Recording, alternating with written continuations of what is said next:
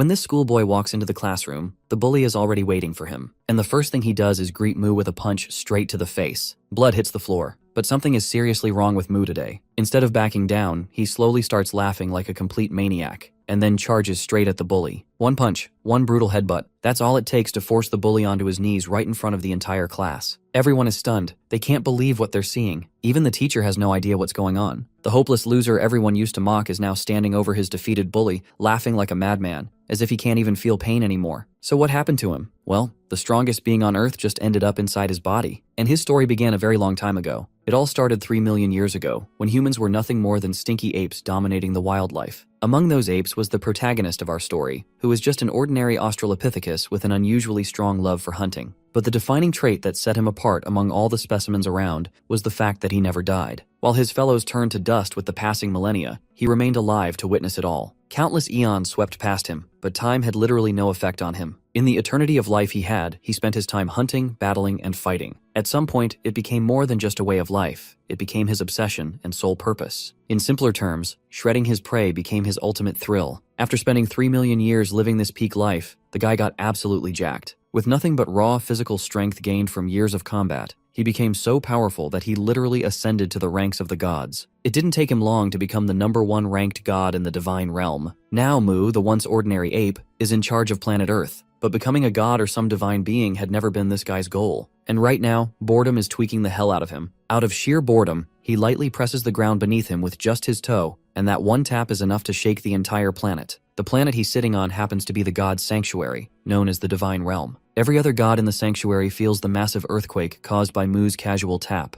The second-ranked god, Lucifer, the god of Elmure, is especially annoyed by the tremor because he has no doubt who's responsible for it. Meanwhile, Mu slumps on his throne, his mood visibly sour. Apparently, he's already fought everyone who might have posed any sort of real challenge, and now there's no one left who can stand against him. It's been so long since his last fight that he can't even remember when it was. Perhaps it was 1,000 years ago he fought for the last time. Seems like my guy is quite literally suffering from success. He's so powerful that there's no one left to challenge him. But now that he thinks about it, if there's no one strong enough to fight him, maybe all he has to do is weaken himself to make it interesting again. With this genius idea in mind, Mu decides to possess the body of a weak human from Earth, where he'll seek opportunities to fight. Without wasting time, he calls out to his familiar, Yang Yang. The massive reptilian creature quickly appears, ready to respond to his master's summons. Yang Yang isn't just any ordinary companion. He's the Supreme God's secretary, and his name literally translates to dragon in English. When Yang Yang asks the reason behind this sudden call, Mu casually shares his plan to visit Earth. Hearing this, Yang Yang panics and immediately casts an absolute binding spell, chaining his master down. He demands a plausible explanation for this abrupt and reckless decision. With the gods meeting on the horizon, Mu is supposed to stay put and fulfill his responsibilities. But Mu couldn't care less about any of that. Without even acknowledging the spell, he begins walking, dragging his massive reptilian secretary along like it's nothing. Yang Yang desperately tries to hold him back, but it's a futile effort. The real reason Yang Yang doesn't want Mu to leave isn't just duty, it's his own fear. This reptilian guy knows that once his master is gone, the other gods will turn their frustration and grudges on him. He's certain they'll use him as their personal punching bag to vent all the pent-up anger they've harbored toward Mu. But now that Mu has finally made up his mind, there's no power in the world that can stop him from fulfilling his desire to fight. Effortlessly, he breaks through the chains binding him and turns to his secretary. He openly declares that he'd consider staying, if only Yang Yang is willing to fight him in return. Of course, getting absolutely shredded by his own master is the last thing this poor reptile wants. So, nervously, he simply wishes his master a safe trip instead. With all obstacles out of his way, Mu shifts his focus to finding a candidate to possess. Tuning into the thoughts of the humans on Earth, he scans the sea of minds, listening to their wishes and desires. Amidst the noise, one thought stands out the most to him,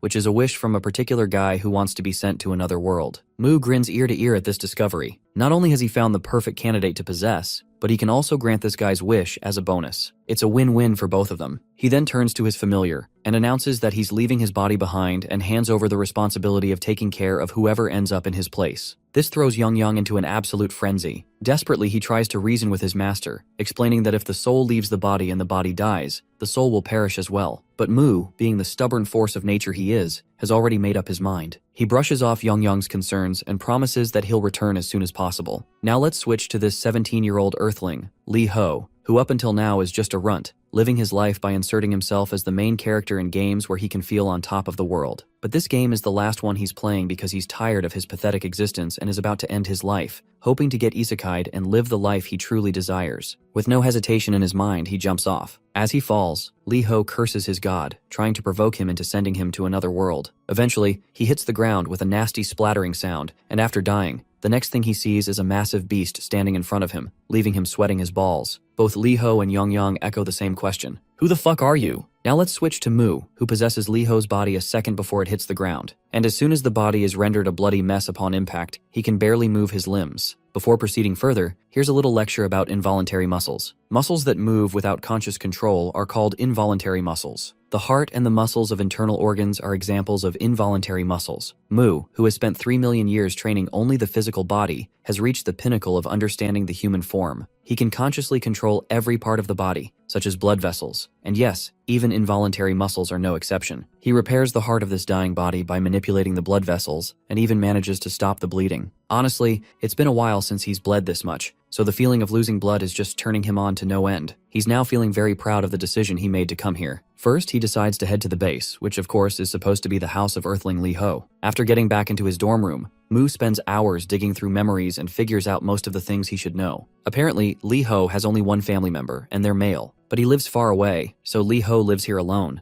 In simple terms, Lee Ho definitely fits the bill for being poor and miserable, and his current occupation is attending a place called school. Furthermore, there's one particular guy who's always finding excuses to beat the living daylights out of Lee Ho. This only makes Mu happier, as the sole purpose of his visit to this planet is to fight. He's ready to jump straight into a fight and start beating the hell out of anyone who crosses him. While he's getting all hyped up, he suddenly feels a tickling pain in his muscles. He quickly realizes that this muscle soreness must be from the handstand he did earlier. Although it's aching like hell, and you'd think that would be a huge turnoff, my guy is absolutely exhilarated to feel this familiar pain of muscle soreness, something he hasn't felt in 1,000 years. The next day, the spot where Lee Ho had fallen catches the attention of the authorities and is quickly turned into a restricted crime zone. With so much blood on the ground, they're trying to figure out who it might belong to. Mu also notices the officers gathered there, but he doesn't walk that path and simply takes a turn toward his class. After arriving at school, Mu opens the classroom door with the force of an animal, causing it to bounce back and smack him in the face. There's also this guy we have seen in Lee Ho's memories. He takes note of Mu's presence and questions him about his foolishness. Seeing this familiar face, Mu quickly recalls that this is the same bastard who often bullied Lee Ho. The sight of his prey being served to him on a golden plate like this makes him feel absolutely euphoric. Even the bully gets a little sassy, seeing how this loser is grinning maniacally. So he puts his phone down, gets ready, and throws a punch without any warning. The punch causes Mu's face to bleed, but he doesn't react at all to his enemy's preemptive attack. You see, Mu has his own rules when it comes to fighting. A fight only begins when all parties involved have this implicit understanding, or you can call it a will to fight. Therefore, the key lies in the opponent's intent. The way to confirm that intent is by waiting for the opponent's preemptive attack. Although this code of conduct causes Mu to take a lot of damage to his face, he's glad that he now finally has the green light to proceed with the fight. So, without a second thought, he delivers a devastating blow right to this bastard's face. Bro puts so much force into his punch that all the muscles in his arm electrify with pain from the muscle soreness. The pain is so unbearable that he literally makes a face like he just ate something nasty. Let's not forget the fact that they're in a classroom, and the teacher immediately starts shouting his ass off, furious to see these two idiots fighting each other. The bully, on the other hand, feels his pride crumbling after getting rocked by such a hard punch. To save his face, he launches himself at our boy. Mu quickly gets into high alert, but he is not sure if he can save himself. If his body were in good shape, he'd easily avoid this much. But since he currently lacks the necessary strength, he decides to use a different trick he has up his sleeve. Even so, he still ends up taking a hard blow from the bully and learns the hard way that there's no mana on Earth. The bully prepares himself to throw another punch, while Mu dreads the fact that he's running out of options to defend himself. But still, he steels himself to face this bastard head on.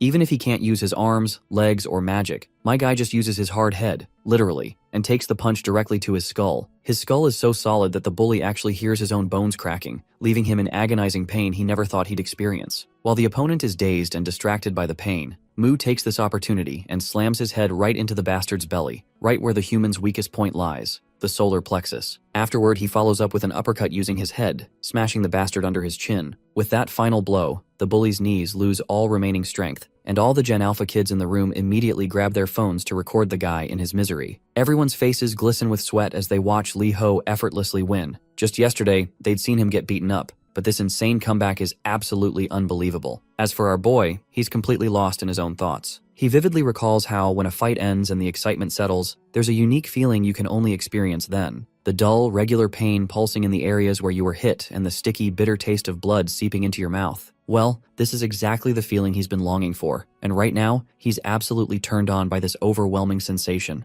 My guy crouches down and makes sure to express his gratitude to the bully. But his way of expressing his gratitude is something rather unusual, something even I didn't see coming. He literally opens his mouth, bites off the bully's ear, and spits it onto the ground in the most barbaric way possible. This sight deepens everyone's anxiety even further. To think this dude actually ripped off someone's ear so casually? Well, this is just Moo's way of leaving his mark on those who give him a fun fight. It's his twisted version of expressing gratitude while marking them as a toy that could bring him joy. From now on, they'd be called Moo's Play. Only strong opponents could give him a fun fight, so naturally, Moo's Play became a symbol of strength in his eyes. But on Earth, this is not how things work, so it's no surprise that the custom he's been following is earning hate. Even students from other classes are talking about Moo. Sure, one student beating another isn't anything new, but someone getting neutered like this is something that's a first for the school. Through the windows, all of the students watch the bully getting loaded into the ambulance. Moo is glad that this place even offers house call treatments. As the ambulance van speeds off, he bids a final goodbye to the bully in good spirits. While our boy has earned the thrill of the fight he was craving, it's now finally time to face the consequences. His annoyed teacher is standing right behind him. Once they get into the office, the teacher begins berating Moo. The teacher is so pissed that he instinctively raises his hand to hit Moo. Moo, on the other hand, just gets thrilled at the thought of the oncoming blow and actually wants the bastard to hit him. But seeing how worked up Moo looks, the teacher begins to flinch and stops dead in his tracks. The teacher simply twirls away, believing that arguing with this nutjob is pointless. So he tells Moo to bring his parents and, with that, dismisses him with permission to leave the school early. A while later, Moo can be seen walking down the streets with his mood visibly down since he wasn't able to fight more. Though it's good that he got freed early, as he needed time to recover from the damage. There's a lot to do if he wants to keep fighting with this weak body. If only he could use mana, it would be a game changer for him. About mana, it's the power beyond humans, called by various names like Kai or Chakra in some places, but in most cases, it's just called mana. Basically, mana is the life force present everywhere in nature. In some worlds, humans become hunters using it. In others, they become wizards. But on Earth, there's no mana, so no magic or skills that require mana can be used. He even tries to wield magic, but his attempt goes fruitless. Seems like Moo has no choice but to solely rely on his physical strength. Regardless, he decides to head back to God's sanctuary and return tomorrow once the body is fully healed. When he gets back, he notices Lee Ho choking the life out of poor Yang Yang. A few minutes later, Lee Ho directly addresses Moo, expressing his desire to take this dragon along with him to another world. After all, if he has this dragon in tow, he'll be overpowered from the very beginning. But Moo doesn't pay much attention to this human's words. He simply conjures up a giant hand that grabs Lee Ho and begins walking away without properly clarifying his intentions. Though he does briefly mention that he's definitely going to send Lee Ho to another world. A while later, we reach Lucifer's domain, the second-ranked god. Moo barges into the castle without asking for permission or anything. Lucifer, meanwhile, already knows what's going on and why Moo is here, so he flatly refuses him without even hearing him out. But Moo insists and makes it clear that he's already decided to send this prick to another world, so he humbly requests Lucifer to open the gate. Lucifer, of course, hates Moo's guts and how he's trying to boss him around. Besides, he has no reason to comply with Moo's commands. Well, my guy quickly reminds Lucifer about the significant gap between their strengths, which should be more than enough reason for him to comply. But if Lucifer still has any problem following what he's being told, then he can try hitting Moo, and they'll settle it. Of course, Lucifer knows exactly where this is going, so all he can do is fume in anger. Eventually, he relents and proceeds to open the gate. But Moo quickly stops him, deciding to handle things on his own. Lucifer reminds him that interfering in another god's domain is against the god's unwritten rules. He warns that if a god interferes with a fellow god's domain, then a defensive barrier will activate. Moo, being Moo, breaks the barrier with his bare hands despite the clear warning, leaving Lucifer absolutely speechless. After breaking that barrier, Moo then releases his grip on the boy and instructs him to hop through the portal, assuring him he'll be in another world. But Lee Ho isn't so sure if he wants to head into some unknown place without the dragon he requested. Well, Moo blatantly declines, stating that Yang Yang belongs to him,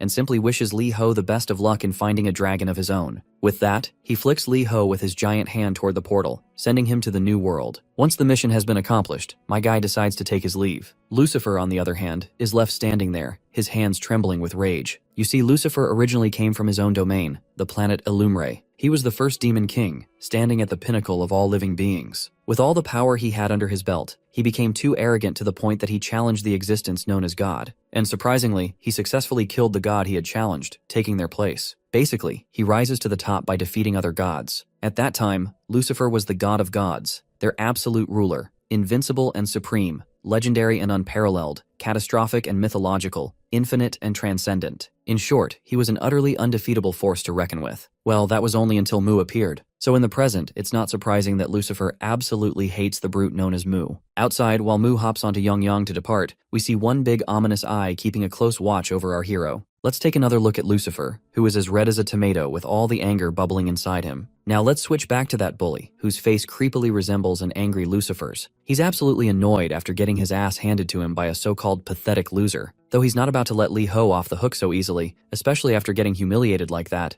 it's just against his pride. To take revenge, he decides to call in his ace up his sleeve, Cheol Hyung. Enter Kang Cheol. He's a jacked dude and the 11th National Sports Festival Youth Division boxing middleweight champion. As he pours sweat in the gym, a ringing phone in the locker room suddenly catches his attention. It turns out the phone isn't his, it's his friend Guak Cheol's phone. Guak has 2 years of boxing experience under his belt, along with 14 sparring sessions. Guak picks up his cracked phone and answers the call. And of course, the caller is none other than that shithead bully. By the way, I still don't know the bully's name, so let's give him a well-deserved nickname, Chickpuss. Chickpuss offers Guak a new phone to replace his broken one, but in exchange, there's something he wants in return. Well, you know how it goes. Guak is more than willing to help Chickpuss with whatever it is. The next scene transitions into the classroom. Chickpuss enters, his nose and ears still covered in bandages, with his hand also wrapped up. After that humiliating loss in front of everyone, he can barely walk into the classroom with his head held high. As expected, he becomes the center of attention, and the students immediately start clamoring about how he ended up like this after always picking on people. They find it hilarious how the once tough guy is now nothing more than a defeated mess. The students who used to be scared of him now think it's ridiculous that they were ever intimidated by this hobo. Eventually, all these insults get under Chickpuss's skin. Slamming his bag down in sheer frustration, he glares at everyone. He confronts the students who are intentionally whispering just loud enough for him to hear. He challenges all of them openly and dares them to face him head-on if they're so eager to pick a fight. While most of the students recoil in fear, one particular student, the class president, stands up from her seat. Without hesitation, she tells him to shut the fuck up and sit down. Or, if he doesn't like it, he can leave the class. Chickpuss can't stand the fact that he used to be the hotshot in this room, but now everyone treats him like a complete loser. In a fit of rage, he grabs a chair and yells out a challenge to the entire class, daring anyone to come at him if they're so eager. It's then that a jacked up guy steps into the classroom. Once he's inside, he questions the loudmouth about why he's standing. Chickpuss doesn't take long to get over his seat. While Chickpuss cowers on his seat, the class president gives a quick nod to the teacher, silently assuring that everything is fine. The teacher, however, has other plans. He asks the class president to meet him after school. Apparently, the guy who caused a scene yesterday, Lee Ho, hasn't been answering his phone. The teacher wants the class president to check on him. To sweeten the deal, he promises her a glowing recommendation letter for her senior year. With that, the teacher conveniently dumps his responsibility onto the poor girl and heads out. Later, the class president arrives at the hostel building. She knocks on the door for what feels like ages, but there's no response. Since no one is answering her calls either, she decides to take matters into her own hands and enters the room. The moment she steps inside, two things immediately grab her attention. First, there are cockroaches crawling around everywhere. Second, and far more concerning, the man she's looking for is sprawled out on the floor, his eyes rolled back in his head. Her heart races and panic sets in. For a moment, she genuinely believes she's staring at a corpse. Later, we see that Lee Ho's body has been escorted to the hospital. Right at that moment, Mu returns into the body. After finding himself in a completely different place than where he last left the body, Mu is naturally curious about his surroundings. As he tries to sit up, he notices he's connected to a drip.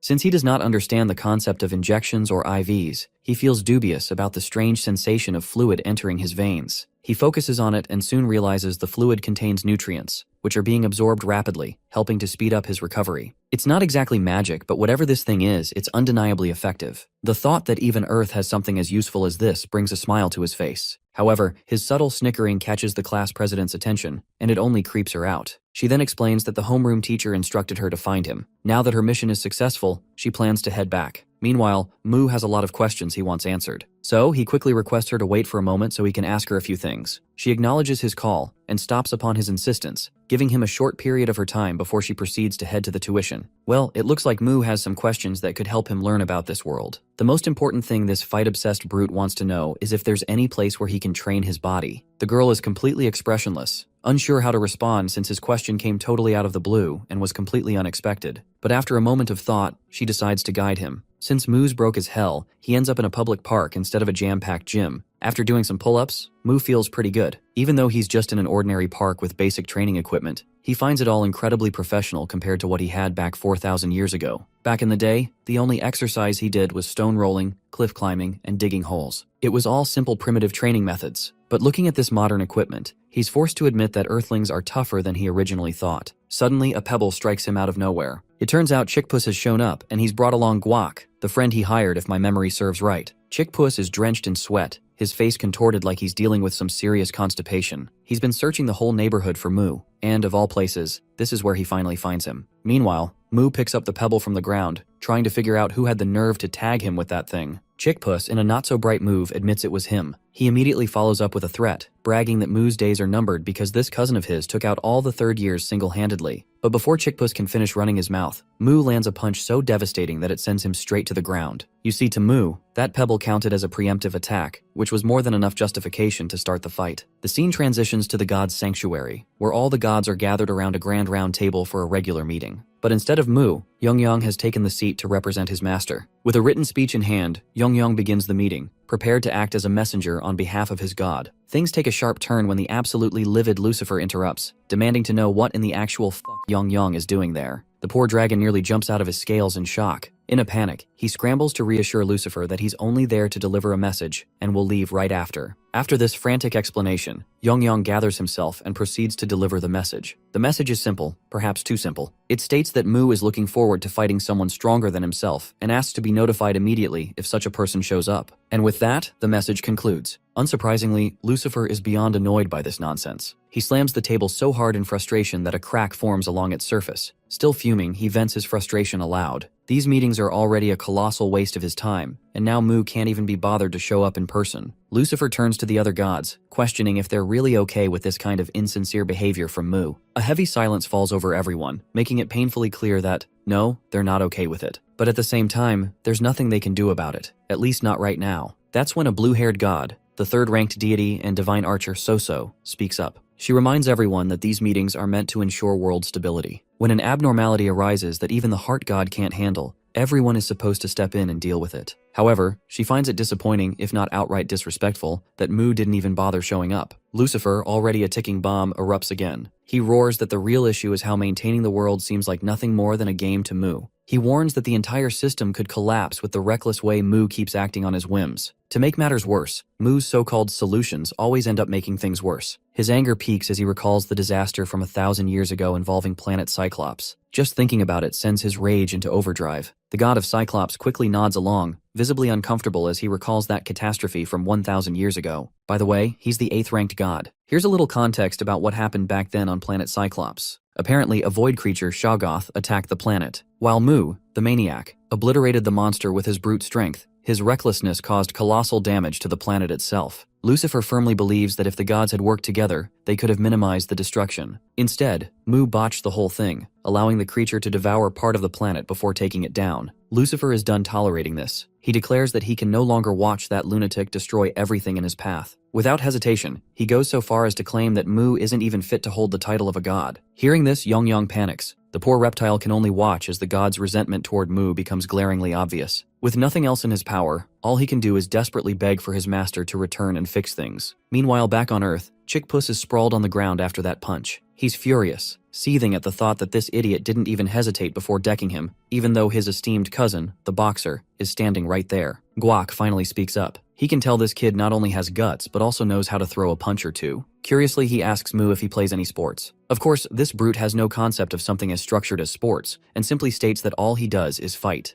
Guac nearly chokes on his own breath hearing this clown of a response, but whatever the case, his curiosity is piqued. He's ready to test Moo's mettle and throw a punch or two at him. He takes the liberty to strike first, and launches a brutal punch. The result is just as you would expect. Blood sprays from Moo's nose, and he's sent sprawling backward. This outcome doesn't make Guac happy in the slightest. He's utterly bewildered, realizing that Moo had deliberately watched his punch all the way through and didn't even try to dodge it. Let me remind you, Moo the maniac doesn't dodge preemptive strikes. Now that the stage is set, our guy is ready to go all out. After observing Guac's movements, Moo mimics a boxer's stance. Balling up his fist, he throws a punch with all his might. But Guac quickly dodges the blow, though the sheer force of the punch sends him skidding backward. The poor guy learns the hard way that this dude, Li Ho, really has something in him. The power behind that punch was downright unreal. Moo, on the other hand, is having the time of his life. Throwing a proper boxing punch for the first time felt like absolute bliss. At the moment of impact, Moo had intentionally tensed his arm muscles as hard as he could. Sure, his arm is screaming in pain now, but it was worth it. That punch felt amazing. He's never experienced this kind of force before, especially not from those weaklings who would break the moment he touched them. Still, If he wants to keep fighting, he knows he needs to take better care of his body. For now, he decides to use a temporary fix, in the form of himantes. Himantes are ancient Greek boxing straps made from 4-meter-long strips of tanned cowhide, wrapped tightly around the wrists for support. Meanwhile, Chickpuss is losing his mind watching his cousin, the so-called boxer, get pushed back. He angrily questions Guac, demanding to know why he's struggling so much against this nobody. Under the mounting pressure, Guac launches himself forward again, aiming to land another punch. But Mu quickly safeguards himself, effortlessly blocking the attack. Guac, on the other hand, is gritting his teeth in frustration. He's throwing everything he has, yet this guy is just standing there, stopping all his punches as if it's nothing. Mu, on the other hand, is analyzing every move. He notes how fast and precise Guac's punches are, but they're way too predictable. Just watching the way his muscles move, Mu can tell exactly where each punch is aimed. Finally, Mu takes a calculated step back, effortlessly avoiding a direct hit. Guac gets frustrated after having his blow dodged, so he quickly throws another punch, but Mu dodges that one too. And then, my guy counters with a perfectly placed punch to Guac's hand, causing him agonizing pain. Mu finds it funny when he notices how Guac's pained reaction is quite similar to Chickpuss's expression.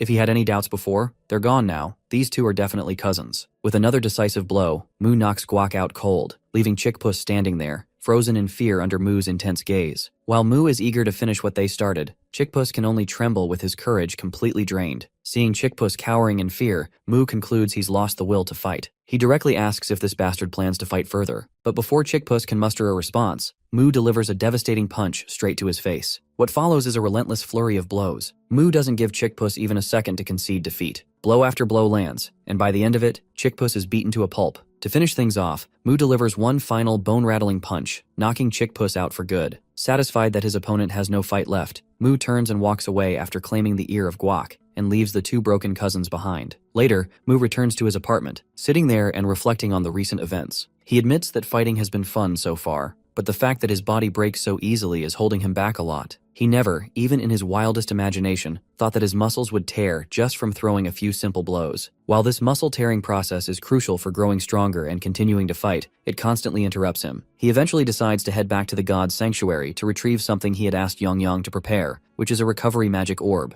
However, when he tries to return to the sanctuary, he fails. No matter how hard he concentrates, the transition just doesn't happen, leaving him wondering what in the world is going on. To understand the situation, let's rewind a few days to the divine realm, the domain of Elmer, under the god Lucifer's charge. This was when Mu had forcefully tossed Li Ho into Lucifer's world. Before leaving, Mu had told Yang to try and procure a recovery magic orb if possible. These orbs, it turns out, are special magical items often found on planets rich in mana like Elmore. They're common on such worlds, casually used for healing and recovery. But Earth, being a planet with scarce mana, only has these orbs through divine blessings or the whims of the gods. As a result, they're exceedingly rare on Earth, and only a select few humans throughout history have ever possessed them. Those who did were revered as gods by the rest of humanity. Yang promises to prepare what his master requested before returning, but he curiously asks who will attend the regular meetings if Mu is going to leave. In response, Mu rummages through his pants and pulls out a piece of paper containing the speech the dragon is supposed to deliver. With that, his master leaves. Meanwhile, Lucifer has been keeping a close watch with his giant eye. In the present, there's only one thought on Lucifer's mind.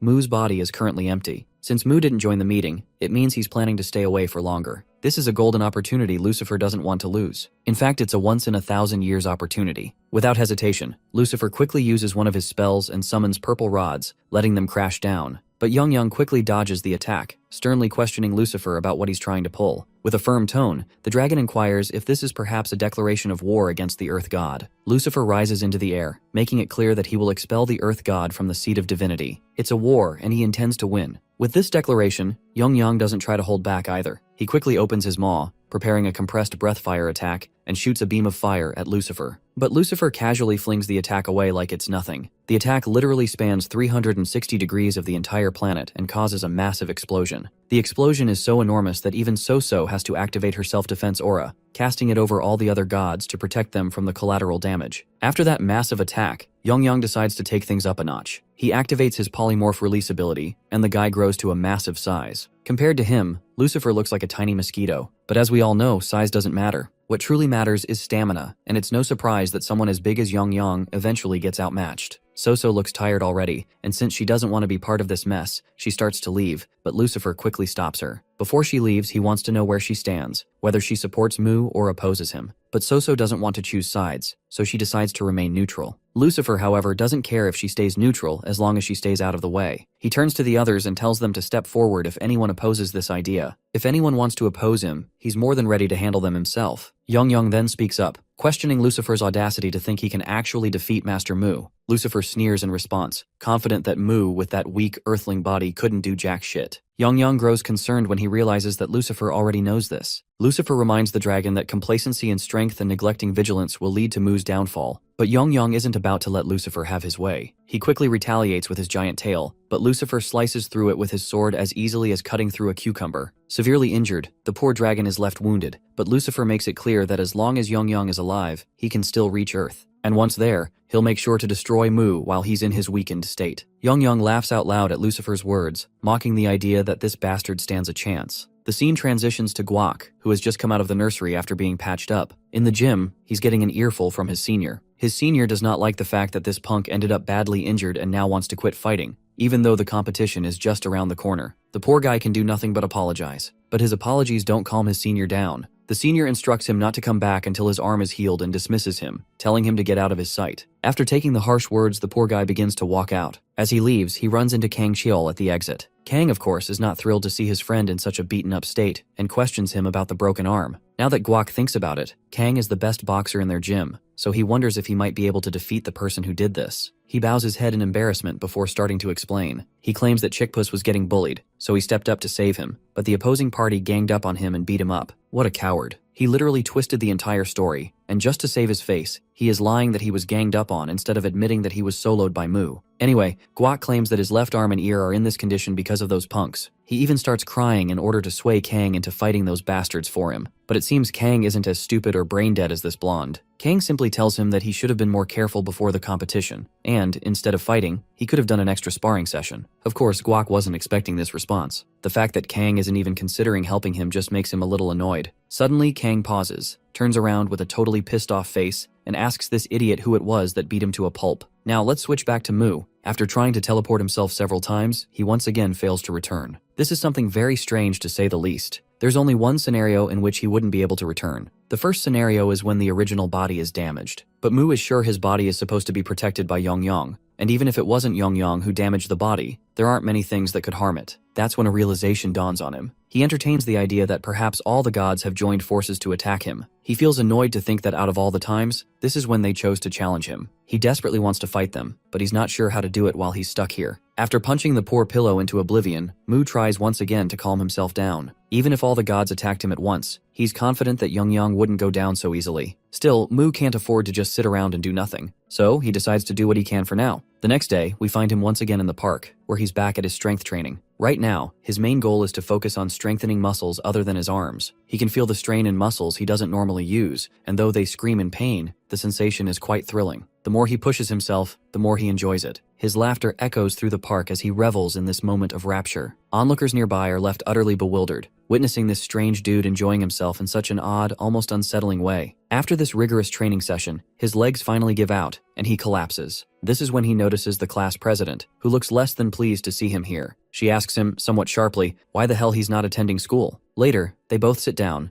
and he initiates the conversation by questioning her on why it's so important for him to be in school, especially since it's not really the place for body training. She asks him what his plan is then. He simply replies that he just wants to get stronger, and that's the only reason he's training. The president then asks another daunting question, why does he want to get stronger? He explains that it's so he can fight better, since right now, he's too weak to fight at all. His body is completely untrained, and he needs to build it up. His arms are already in bad shape, even though he's only been in a few fights. With strength training at the gym, he can build endurance, and if he gets stronger, he'll be able to fight longer, and possibly more than once, and eventually, more than twice. His body will also move better. Hearing this guy ramble on about training non-stop is starting to make the girl feel nauseous. He's been going on for hours, and she's not sure how she's supposed to get this maniac to come to school. Then, an idea clicks in her mind. She asks him why he's bothering to train if there's no one to fight. She reminds him that he's just working out alone, with no one around to challenge him. He needs to meet people, stir up some conflict, and only then will he find someone to fight. Before leaving, she instructs him to start coming to school regularly starting tomorrow, and to stop making her put up with more of his nonsense. As she walks away, he starts to see the logic behind her words. It's true that the guys he beat up probably won't show up again, so he'll need to find stronger opponents on his own. And looking for someone to fight while waiting for his body to recover doesn't sound like such a bad idea. While he's still deciding whether or not to start going to school tomorrow, a shady guy sneaks up behind him and calls out his name. He quickly picks up on the guy's tone and lets out a heavy sigh, feeling a sense of satisfaction. It seems like he's finally found his next target. As the punch comes flying at him, the maniac turns around with a big smile, ready to take it right to the face.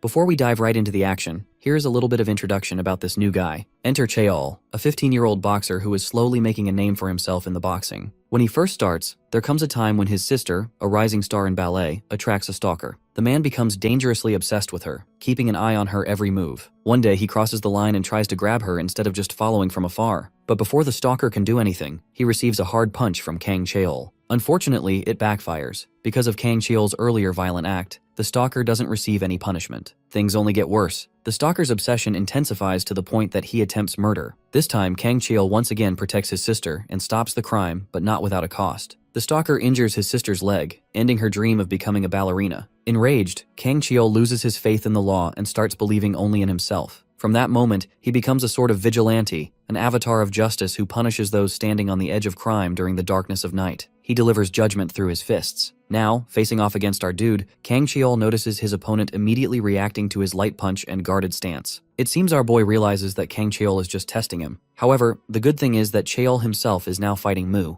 something he didn't expect, since he thought it would take a while to find his next opponent. Kang Chaeol seriously asks him what his purpose is in beating people, whether he truly has a reason or if he just intends to become a thug. Mu, eager for a real challenge, expresses his disinterest in small talk. His arrogance angers Chaeol, who rushes toward him. Mu dodges each of Chaeol's attacks with effortless precision, something the self-proclaimed judge notices as well. Determined to break through, Chaeol decides to block Mu's right field of vision. With that move, he finally manages to land a punch, but Mu blocks it with his elbow. Chaeol smirks and challenges him to keep blocking. Now Chaeol punches from the other side. The motion continues as Mu keeps blocking his attacks with his elbows. Mu also notices that Chaeol is sharp enough to target his ruptured spots, leaving bruises all over his arms. Finally, Chaeol lands a solid hit to his side, knocking the air out of him. Then Chaeol teases him, telling him not to use his arms to block anymore. Still, he remains relentless, determined to teach Mu a lesson despite his injuries. But Chaeol doesn't know that our boy actually thrives on pain. Mu starts to smile even as his body trembles from the blows. Chaeol is taken aback by this unsettling reaction. Mu understands that he can't beat his opponent, not with the strength he has right now, but he also doesn't want to waste the chance to fight someone this skilled. So he decides to reason with himself, not to enjoy the beating, but to stay calm. He remembers his fight with a demon, when he nearly lost himself to the thrill of battle. At that time, he chose not to smile but to observe his enemy calmly instead. Now, with renewed determination, he gets up. When demon attacks, Mu dodges. The punch slams into the wall behind him. Leaving behind his barbaric impulses, Mu decides to use his mind in this fight. With each exchange, his reflexes and responses sharpen. Still, he can't completely hide his excitement. Trying to suppress his grin, he puts on a sulky expression instead, but his acting is so bad that it only infuriates Chaeol further. Feeling mocked, Chaeol charges at him again.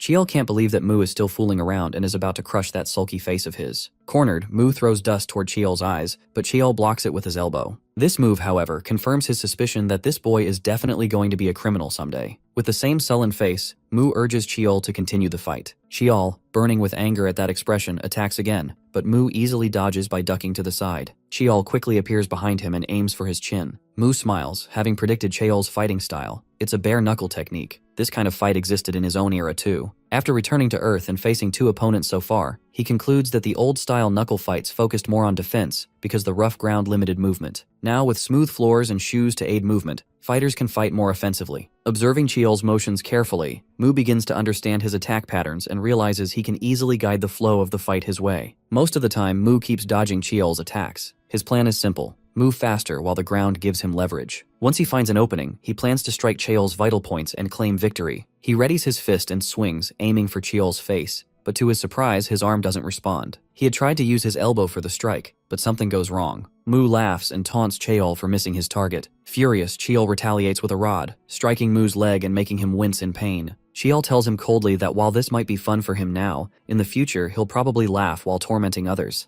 But today, he'll learn a lesson that will wipe that grin off his face. As Chaeol raises the rod again, Mu realizes he has lost this fight, something that hasn't happened in the last 4,000 years of his life. He braces himself for Chaeol's next strike, but before it lands, something hits Chaeol. Assuming there must be a witness, Chaeol runs away. The The person calls out to Mu, addressing him as master. Mu turns around and realizes that it's none other than the tiny form of Yang. A little while ago, Lucifer is looking at Mu's real body, which he has securely trapped. This means Mu can no longer return to it. Worse, the space where Lucifer keeps Mu's body is a sealed dimension. His soul can't enter it no matter what. All Lucifer needs now is to open the Earth barrier to complete his plan. Turning to Yang, he offers him the throne of Earth in exchange for cooperation. But the loyal dragon remains silent, which irritates Lucifer, who demands an answer. Yang calmly asks whether the barrier can truly not be pierced by any attack. Lucifer confirms it with arrogance, saying no attack can break through it, and again orders him to accept the offer. Before he can finish, the dragon cuts him off, while saying that he's glad to hear that. Then Yang unleashes a massive explosion spell that engulfs the entire building. The next moment, a powerful blast shakes everything, and a miniature version of Yang flies out of the tower, thinking how he's used all of his remaining strength just for this one move. He rushes toward Earth to inform his master of everything. Behind him, an enraged Lucifer chases furiously, vowing to crush both the dragon and Mu. Before he can catch him, Yang dives into Earth's atmosphere and crashes right into Cheol, who is about to attack Mu again. The tiny dragon hurriedly tells his master everything and apologizes for the mess. Mu stays silent for a moment. Then, his expression twists into pure fury as he lets out a loud, furious curse. The next moment, Mu's anger turns into excitement,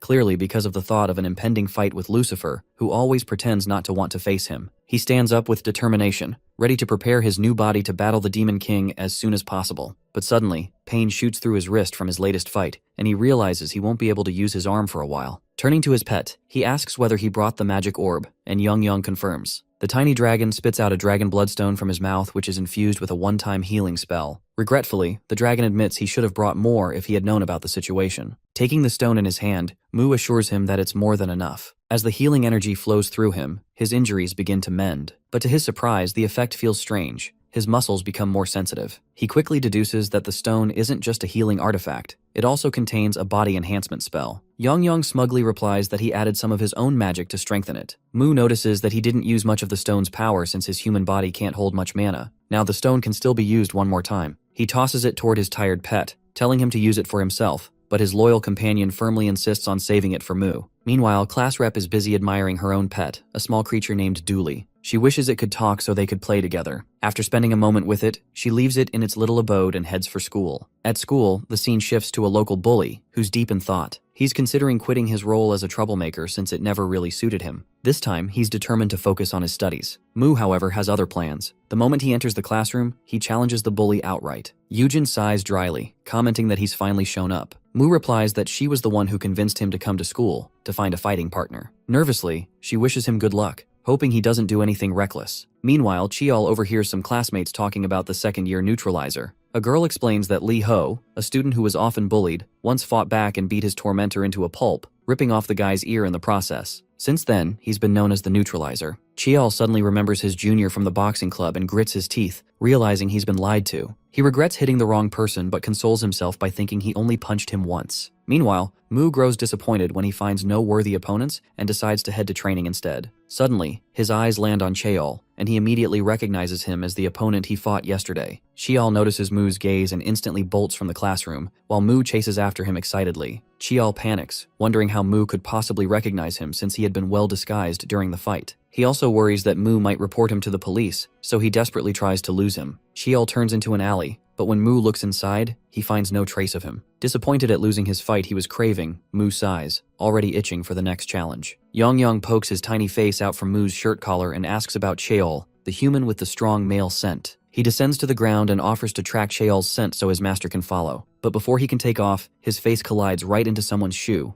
It's Class Rep's. Seeing the tiny dragon clinging to her shoe, her eyes widen in shock, and then her face turns bright red in disbelief. Yang angrily demands that she move aside so he can go on with his task. But she stands frozen in a daze, utterly fascinated by the tiny talking creature. Without hesitation, she scoops him up in her hands, something Yang visibly dislikes. He even asks indignantly if she has any idea who he is. Frustrated, he realizes that he can't use magic right now, which would have easily gotten him out of this situation. On the other hand, Yujin is completely enchanted, staring at him like he's the most adorable talking lizard ever, definitely more impressive than her pet Dooley. Young wriggles free from her grasp and hides behind Moo's leg, grumbling under his breath about how weak he's become. Class rep then asks if Young is Moo's friend, to which Moo confirms with a calm nod, adding that the little dragon is quite obedient. Yujin, however, is clearly jealous that Moo has such an extraordinary pet. Noticing her expression, Moo smirks and teasingly offers Young to her for a while, much to the little dragon's horror. Later, the poor dragon ends up being taken to Yujin's home. Seeing his sulky face, she assumes he's simply upset. She recalls how Moo offered to lend her Young in exchange for helping him find Cheol, and she had immediately agreed. Before leaving, Moo instructs his pet to stay with Yujin for now and return on his own afterward. When Young asks where he's going, Moo replies with barely contained excitement that he's heading to Sansujang. Now, in the present, Young introduces himself as Moo's secretary and raises his tiny hand to cooperate with her. Seeing this, Yujin's heart skips a beat at his cuteness, and she immediately extends her finger to shake hands with him. She guesses that by master, he's referring to Lee Ho, and she promises to help him as the class president. Hearing that term for the first time, Young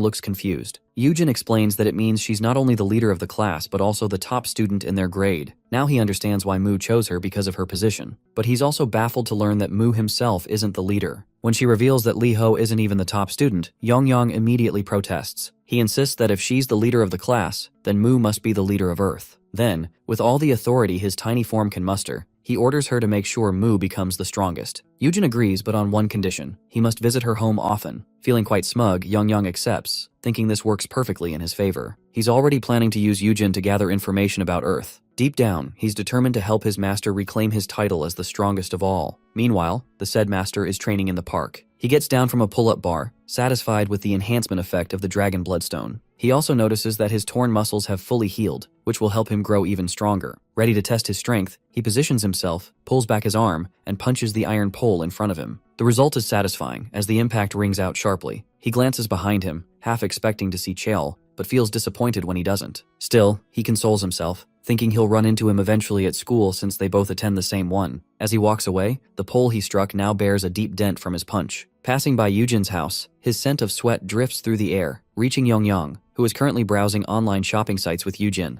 Catching the familiar smell, Young hops down from her shoulder and bids her goodbye. Yujin is clearly disappointed that his visit has ended so soon. Jumping out the window, Young glides through the air and lands neatly on Moo's shoulder. With a smug grin, he boasts about how he won Yujin over, and that now she too will follow Moo. As they continue walking, a commotion breaks out in a nearby alley. Moo turns his head and Young's nose twitches. He immediately catches the familiar scent of Cheol coming from one of the people fighting. Cheol is beating up a thief who stole a bike. The thief, clutching his bruised face, warns Cheol that he's making a huge mistake. He even threatens to send people after him, which only earns him another round of punches for talking nonsense. At that very moment, Moo shows up behind him. Cheol turns to find Moo standing behind him. Young, however, is too busy sniffing the air, clearly distracted by the delicious smell coming from a nearby restaurant. Moo's eyes, though, are locked on Cheol. Cheol immediately raises his hands in protest, insisting that Moo has misunderstood as he has no intention of fighting anymore. But Moo doesn't seem to care. Without a word, he charges forward. Left with no choice, Cheol takes a defensive stance. Just as Moo closes the distance, he suddenly stops. Cheol blinks in confusion, unsure why Moo hasn't attacked yet. For a split second, he wonders if Moo might have changed his mind. That's when the thief, seeing an opening, pulls out an iron rod from his bag and swings it hard. Cheol narrowly dodges, but the rod crashes against Moo's head instead. Moo pretends to be hurt, but in truth, he's only waiting for the right moment. The instant the thief lowers his guard, Moo kicks him in the stomach, snatches the rod, and slams it into the man's neck before smashing their heads together. The thief screams in pain, but Moo doesn't stop. He keeps hitting, punching, and striking, his face lighting up with joy, until suddenly, it doesn't. His excitement fades into dullness. The victory feels empty, lifeless. One-sided fights just don't thrill him anymore. So naturally, he decides to fight Cheol instead. But when he turns around, Cheol is already gone. While Moo was busy pummeling the thief, Cheol quietly slipped away, wondering in disbelief how this guy kept finding him. Meanwhile, poor Young is still thinking about food, drooling at the thought of a proper meal, only to be smacked aside as Cheol runs past him in his escape. At home, Cheol's mind keeps rolling around Moo's tactics, the way that guy seems to actually enjoy fighting. At that moment, his sister, Kang Hyuna, arrives, proudly announcing that she has just won a case against a criminal. After the stalking incident, this former ballerina has become a prosecutor. She tells him to move aside, but he turns to her and asks if she would get hurt if he hit her. She retorts that her hit wouldn't even make him flinch. Then she walks past him, explaining that for dinner, he'll have ramen but without an egg. He quietly observes how unbroken her spirit is, even after everything she went through. In contrast, that same incident has left him full of anger. But this isn't one of those moments for reflection, not when he starts boxing again, his mind slipping back to his early days.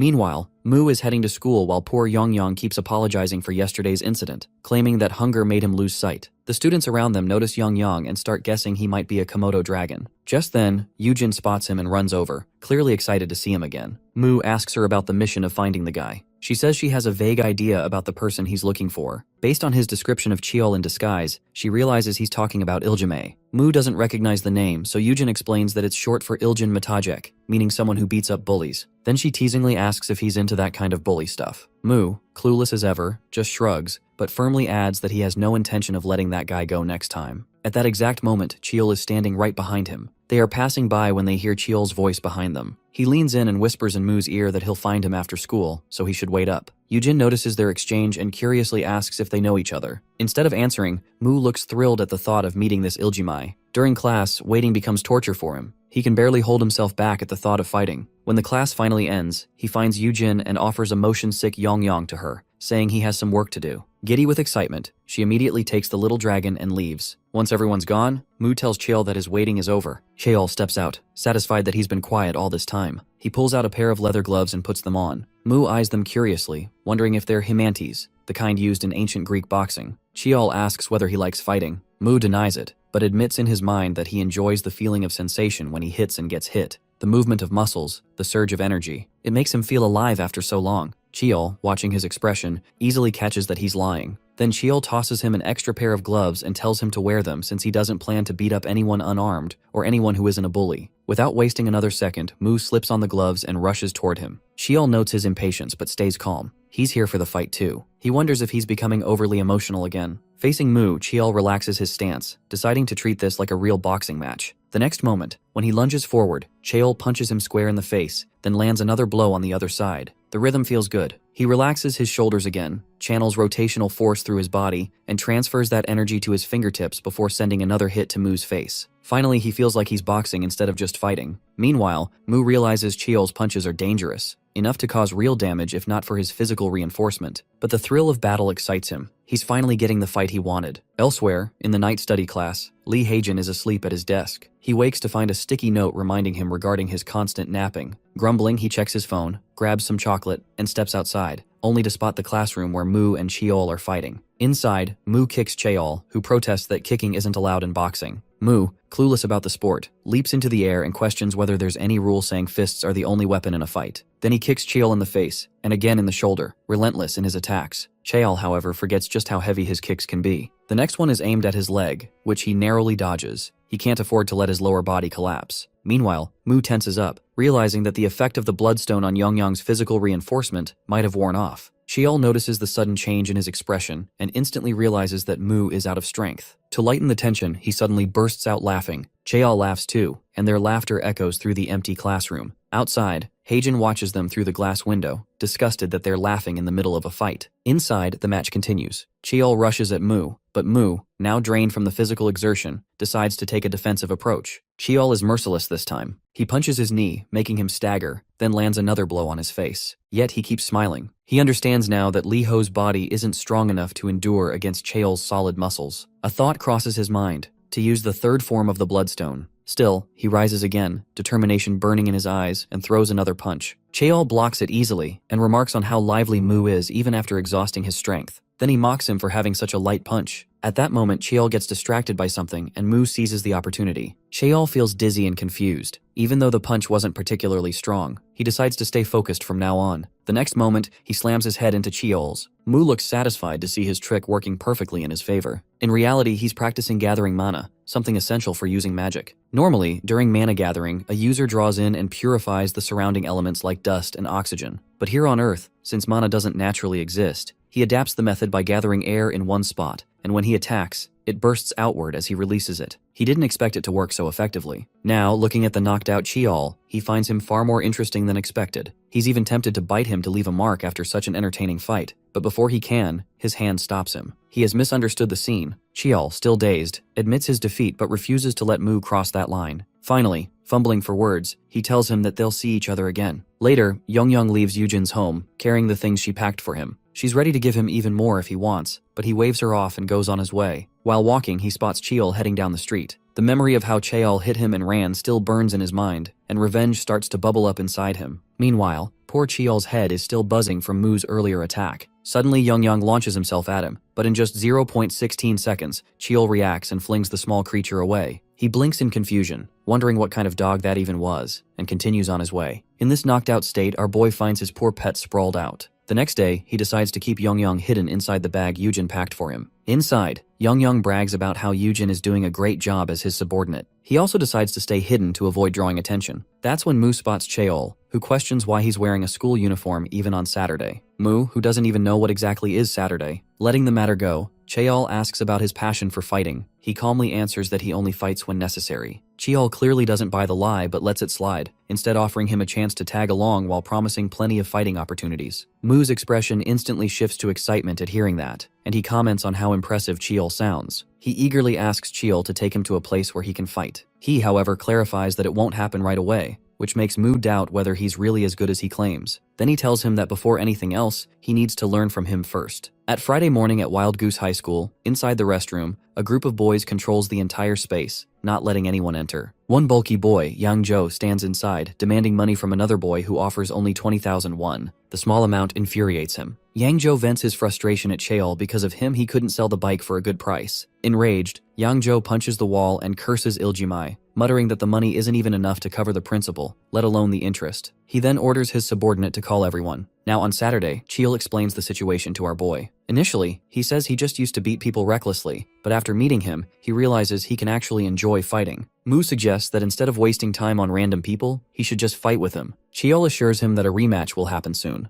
Then Mu points somewhere, telling him to look. At first, Cheol assumes it's cigarette smoke, but the fog is too thick for them to be smoking that much. He senses something shady is about to happen as he spots a suspicious figure standing behind the smoking boys. The shadowy figure is demanding money from someone when Cheol moves closer to the smoking boys. One of them demands that he hand over his wallet, which earns the guy a solid punch from Cheol. Another instantly recognizes him as Iljimai. When the smoke clears, Cheol sees that there are more thugs than he first thought. He signals to our boy, who puts on his own mask, ready to move. Cheol rushes forward while Mu stands still, waiting for someone to land the first hit so he can join the fight. The chance comes when a goon pinches his leg, realizing he's with Cheol. Seeing that, Mu immediately joins in and punches him even harder. Before long, the two of them are beating the thugs down efficiently. Watching them, our boy notes that even though these delinquents act tough, they're actually weak, with the muscle strength of average people. What he doesn't understand is that their respiratory systems are in terrible condition. Cheol then picks up a wallet, one that belongs to a girl, and turns toward her. She happens to be his classmate. Meanwhile, Mu receives a warning from Yang about a new threat. Apparently, one of the thugs has already reported Iljimai's location to Yang. Without wasting any time, Yang arrives with his lackeys. Cheol burns with anger he's been holding back for a long time, especially after seeing his classmate involved. He's ready for a brutal fight, while Yang orders his men to attack. Our boy, on the other hand, is thrilled to see an all-out brawl breaking out. Everyone fights recklessly, and he's enjoying every moment, until he suddenly takes a hard punch from Yang that sends him crashing to the ground. Yang doesn't understand why there seem to be two Iljimais. Meanwhile, Heijin waits for someone who still hasn't shown up or answered his calls. Then he spots Yang who's clearly out to kill his enemies. Watching the chaos, Heijin feels disgusted by their street fighting. He can't understand how anyone could waste their time like this. The truth is, his hatred for fighting comes from his father, a former mixed martial arts champion known as the strongest man. But every victory drove his father deeper into madness. At home, he became violent, taking out his rage on his family. Heijin's mother eventually escaped, but Heijin stayed behind to protect his sibling, enduring the abuse. Over time, he studied his father's fighting techniques. When he grew older, he started fighting back. That's when his father, feeling threatened, vowed to kill him and his sibling. Before that could happen, Heijin killed his own father. Because of his circumstances, he served only a year in juvenile detention before returning to school. Afterward, he worked tirelessly to support himself and his sibling. His body became his greatest asset, and he vowed never to risk it in meaningless fights like Mu or Cheol. But then his eyes land on a girl, Lee Daljin, who is none other than his sister. And at that moment, he loses control, because now his sister is in danger. Yang stands before the knocked out Mu, realizing that our hero isn't the real Iljimai, and wondering where the real one could be. The next moment, he gets a hard kick on his shin from Heijin, which makes him fall to his knees. Before he can make sense of what's happening, Heijin grabs his head and slams it against the ground with brutal force. Meanwhile, Yang is desperately trying to wake Mu up. Heijin rushes forward, stepping over the poor dragon without a glance. Cheol notices his target being taken down by someone else and can't understand what's going on. Heijin keeps cursing, and Cheol, assuming he's just another thug, prepares to fight him. Then Daljun calls him out, which distracts Cheol for a moment. Taking advantage of that, Heijin lands a solid hit on him. In the next instant, he pushes him back, grabs Daljun's hand and pulls her away. Her wallet slips from her pocket again as they run. On their way, Yang Zhou stands in their path, demanding to know who Heijin really is, another Iljimai. Heijin doesn't bother to answer and raises his fist to punch him, but our boy moves faster, landing a powerful hit that knocks Yang Zhou down. Heijin wastes no time and uses the moment to escape with his sister. Mu laughs uncontrollably at the chaos, but Cheol warns him to keep his face covered. As they move forward, Yang Zhou catches sight of their shadows, his fury boiling over. Later, Cheol lectures our boy about the most notorious delinquents around, among whom Yang Zhou stands out prominently. His other partners are Kwak Dugan from Kuku High School and Kim Chung-gu from Whistle High School. Together, they're known as Gadori. So far, they haven't caused major trouble, but lately, people have started reporting cases of robbery linked to them. He keeps wondering about the reason behind everything, but after yesterday's incident, he finally realizes that all of them are the same people who once beat him up during a mugging incident. Yang Zhou turns out to be their so-called leader and the mastermind behind their crimes. It seems like Cheol's lecture is completely useless, as our boy doesn't even understand simple terms like delinquent or mugging. Cheol gets furious at him for having a brain but no common sense. Hearing his anger, Yongyang also gets worked up and yells at our boy for daring to talk to his master like that. Cheol is taken aback when he hears a talking creature, which he initially assumes is a frog. Mu calmly explains that it's his companion. Cheol now starts to find Mu a very suspicious person in his own way. First, he didn't know basic words, and just yesterday, he didn't even know what Saturday was. And now he has a talking frog, much to Yongyang's irritation. Finally, Mu decides to reveal his identity to Cheol, declaring that he is a god. Cheol doesn't believe him for a second and instead concludes that he must be an alien. Ironically, our boy doesn't even know what an alien is. It's revealed that they're sitting in the class president's room, who looks completely annoyed by their presence. Later, Yongyang finally manages to charm Yujin into letting the boys stay there for their plan.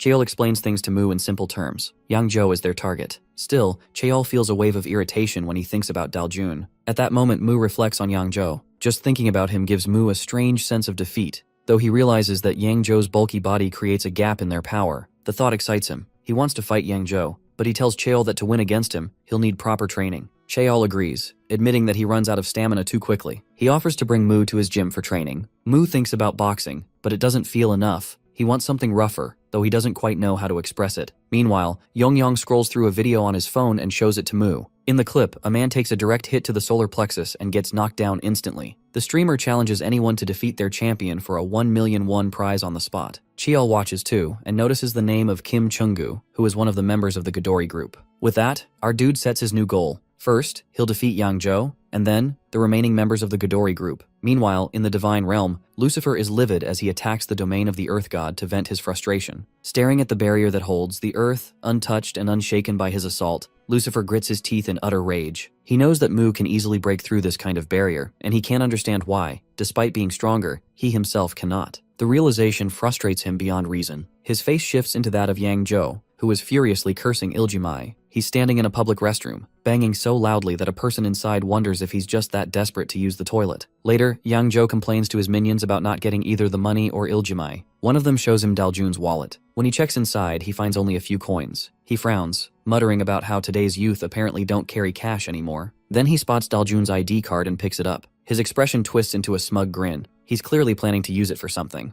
Meanwhile, Mu follows Yongyang's directions, guided by the map Yujin made for them. As they walk, a boy jogs past with his dog. The moment the dog gets near Yongyang, it catches his scent, growls, and bites him. Enraged, Yongyang glares at his new enemy and swears to kill the dog as soon as he regains his magic. After a while, they reach their destination, where people are trying to participate in a challenge, but keep getting rejected by the streamer selecting the participants. When it's Mu's turn, the streamer comments on him wearing a school uniform on a weekend and asks about his school. Mu confidently answers that he's from Pigeon High School. When asked about his fighting experience, he doesn't understand at first. Once the streamer explains, he calculates and proudly declares that he has 3 million years of fighting experience, causing a person behind him to burst into laughter. The girl agrees to let him participate but asks for an entry fee of 50,000 won. It seems Yongyang has already stolen Yujin's wallet, and the streamer finds 46,000 won inside. She accepts it anyway and lets Mu join. As Mu steps forward, he notices a hooded figure whose physique reveals intense training. Remembering the Gadori members from the stream, he concludes that this must be one of them. The Gadori member announces that the challengers should come forward, as the contest is about to begin. First comes the introduction phase. This fighter has a 13-week winning streak. While the introductions are still going on, Mu steps up, ready to fight, but is stopped by a short girl who tells him this isn't how their fights are conducted. She then explains the tournament-style pattern of their competition. After a while, it's finally our boy's turn to face the disciple of a famous Chinese martial arts master, the Chinese exchange student Xiang Xingquan.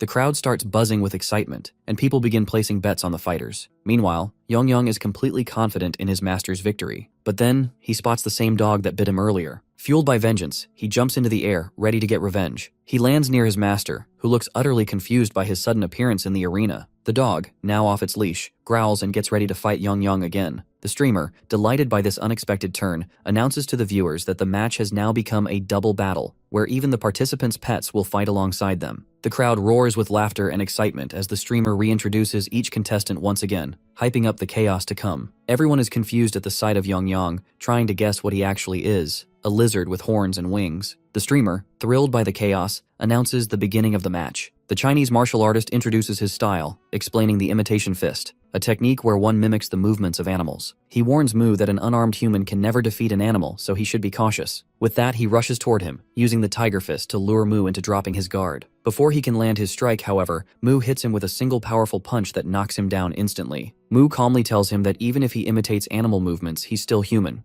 and there's nothing special about that. The martial artist winces in pain, realizing the power behind just one of Mu's blows. Determined not to lose, he decides to use his ultimate technique, one his master had forbidden because it's dangerous for humans. Apologizing silently to his master, he lowers his body into a strange stance, leaving Mu slightly puzzled. Meanwhile, Yong is huffing in exhaustion, struggling with hand-to-hand combat after relying on magic for so long. The dog leaps in front of him, moving so fast it looks like it's everywhere at once. The streamer, excited, names this move the Chihuahua Ninja technique. The poor dragon is completely lost, unable to tell which image of the dog is real. He guesses the middle one, wrongly, and gets bitten again, while the streamer comments that the dog seems to be getting the upper hand. Back with their masters, the Chinese martial artist drops to all fours, taking the stance of quadrupedal mode, another imitation technique, and charges toward Mu. The crowd bursts out laughing at his strange movement, but among them, his master watches silently, regretting that his disciple disobeyed him and used this in public. Mu studies his opponent's lowered stance carefully. The next moment, the martial artist slashes his face with a tiger-like claw. Mu touches his cheek, realizing that if it had been an actual tiger's claw, he'd be dead. His playful expression turns serious. The martial artist keeps switching between different animal styles, overwhelming Mu with unpredictable movements. For a moment, Mu feels tense, but soon, that tension turns into excitement. He glances at the dog fighting below and suddenly understands something.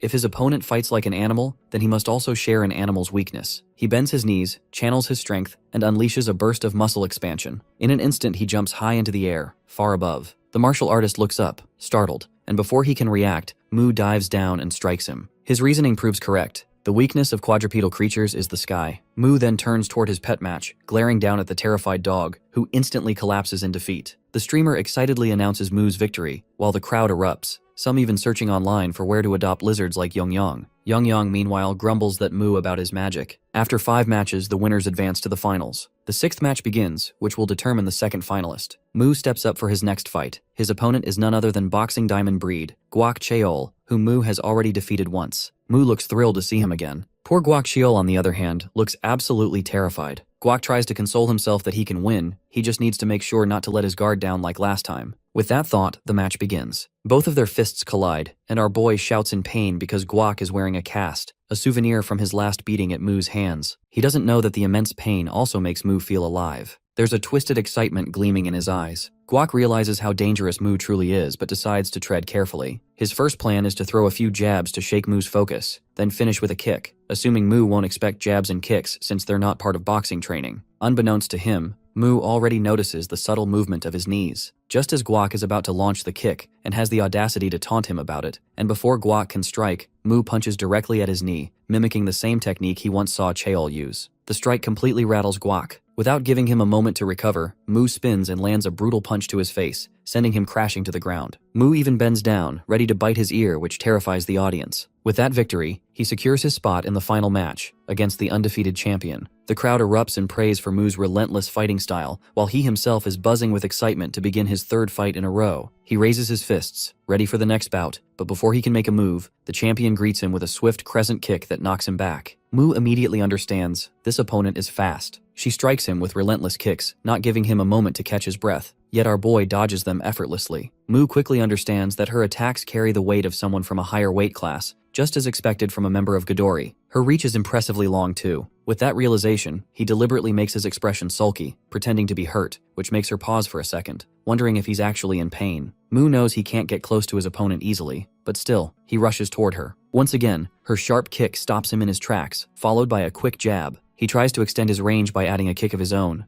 but she ducks effortlessly, reading his movement like a pro. In this exchange, our boy not only takes a few hits but also counters with spinning kicks of his own, refusing to back down. She is stunned to see his sudden back whip kick. As Mu steps back, he notices the height difference between them, realizing that her tall frame makes her body less suited for close combat. She jumps again, striking from mid-air with another high kick. Observing her movements, Mu quickly figures out that all her attacks target the upper range. Before her kick can land, he steps back and drops down onto all fours. Now he's in quadrupedal mode, just like the Chinese martial artist he fought earlier, to counter her high attacks. He's hoping this stance will help him find an opening. She launches another kick, but this time he easily dodges with his lowered stance. She isn't used to this kind of low ground movement, and it makes her tense. Meanwhile, the audience grows wild with excitement, cheering for the unpredictable match. The Chinese martial artist is baffled to see Mu flawlessly using the quadrupedal mode he himself spent 5 years perfecting. Even his master is impressed by Mu's adaptability, though he reminds himself quietly that his bet is still on the champion. The champion tries again to land a decisive kick, but Mu moves around like a cockroach, dodging every strike. She suddenly senses movement behind her and attacks instinctively, only to realize there's nothing there. Mu is already in front of her. In the next moment, he channels his energy and unleashes Imitation Fist, Behemoth Fist. The story flashes back to our hero's original story. He is from Earth, but doesn't stay there for long. After becoming Earth's leader, he moves to a planet designed by Lucifer, though not by his own choice. This realm is brimming with mana, and the animals here have evolved into terrifying monsters because of it. Day by day, Mu grows stronger as he defeats these beasts one after another. Among all the monsters he faces, Behemoth stands out as the strongest of them all. That's why he uses the hieroglyphic fist, an imitation of Behemoth's fist, in his match. For this purpose, he rearranges his muscles to closely mimic the monster's power and strikes the champion's side. She is thrown back and winces in pain. Before she can recover, he readies his fist again to attack. But before he can land the blow, the streamer announces that the match is over since it went out of bounds. Everyone is baffled to see the champion defeated by our guy. They're equally confused by the abrupt end of the match. The streamer quickly ends the broadcast, then turns to him with a smile, promising to give him the prize money. However, in the back alley, she clarifies that she only said he needed to win to get the money, but the real deal is that he must defeat her to earn it. Before he can react, she launches a flying knee kick that knocks the air out of him. That's when he realizes she's Kim Chung-gu, a member of the Gadori group. Mu had already guessed she might attack, but he doesn't dodge because he wants to fight again. Now he regrets that decision. The kick is so powerful he can barely move. Chung-gu walks out of the alley, urging her champion to hurry, muttering that she almost lost $1 million because of him. With that, both of them run away, leaving our boy bruised but still burning with determination. Meanwhile, our boy growls in pain and calls for his peer to bring a healing potion. At the same time, Hyung rushes off in a panic. He made a terrible mistake. He lost 5 million won from his mother's account on gambling sites and now fears the beatings that will follow. He sees no way out but to gamble again to win the money back. Instead, he goes to a shop that offers collateral loans to students if they offer to mortgage something valuable. He brings Yong. The receptionist has no idea what creature Yong is, and told by Hyung it is a tuatara, an unusual reptile from New Zealand. Except this one is a mutant with wings and horns. Hyung lies, saying he can sell it for hundreds of millions. The receptionist, persuaded, advances him 1 million won. Hyung feels a little satisfied. The creature was worth far more, yet he plans to gamble the entire sum to try to double it. Meanwhile, a hooded figure arrives and uses Daljun's ID to take a loan. The receptionist insists the person remove his hood. He complies, having applied makeup to mimic the girl's appearance. He's approved for 500,000 won, but after fees and deductions he walks away with 450,000 won to be repaid in a week. After collecting the money, the hooded man meets his boss, who is Yang Zhou. The lackey confirms the job is done and complains that he sends him alone because the place is sketchy. Yang Zhou admits he couldn't come himself but plans to win the money back and repay soon. Back inside the collateral loan office, the hooded man toys with Daljun's student ID. His subordinate asks if they can really recover the debt. He only assures that they have another method to collect if someone can't repay. At school, chaos begins the moment Yujin learns that Young is missing. Restless energy replaces her usual composure as she runs through the corridors, her voice echoing in panic. The class watches in quiet disbelief at their president's frenzy until a teacher's stern voice cuts through, forcing her back to her class. Her explanation about the missing creature earns little sympathy. Mu, seated calmly as ever, remarks that Young never vanished within school grounds. The statement draws a sharp reprimand from Yujin, who scolds him for withholding such a detail. From his desk, he produces the map she once drew, his finger landing on a marked spot where the trail ended. Before anyone can stop her, Yujin snatches the map and rushes for the exit, only to be caught again by the same vigilant teacher. Elsewhere, Mu's thoughts drift toward his earlier defeat. The sting of loss lingers in his muscles,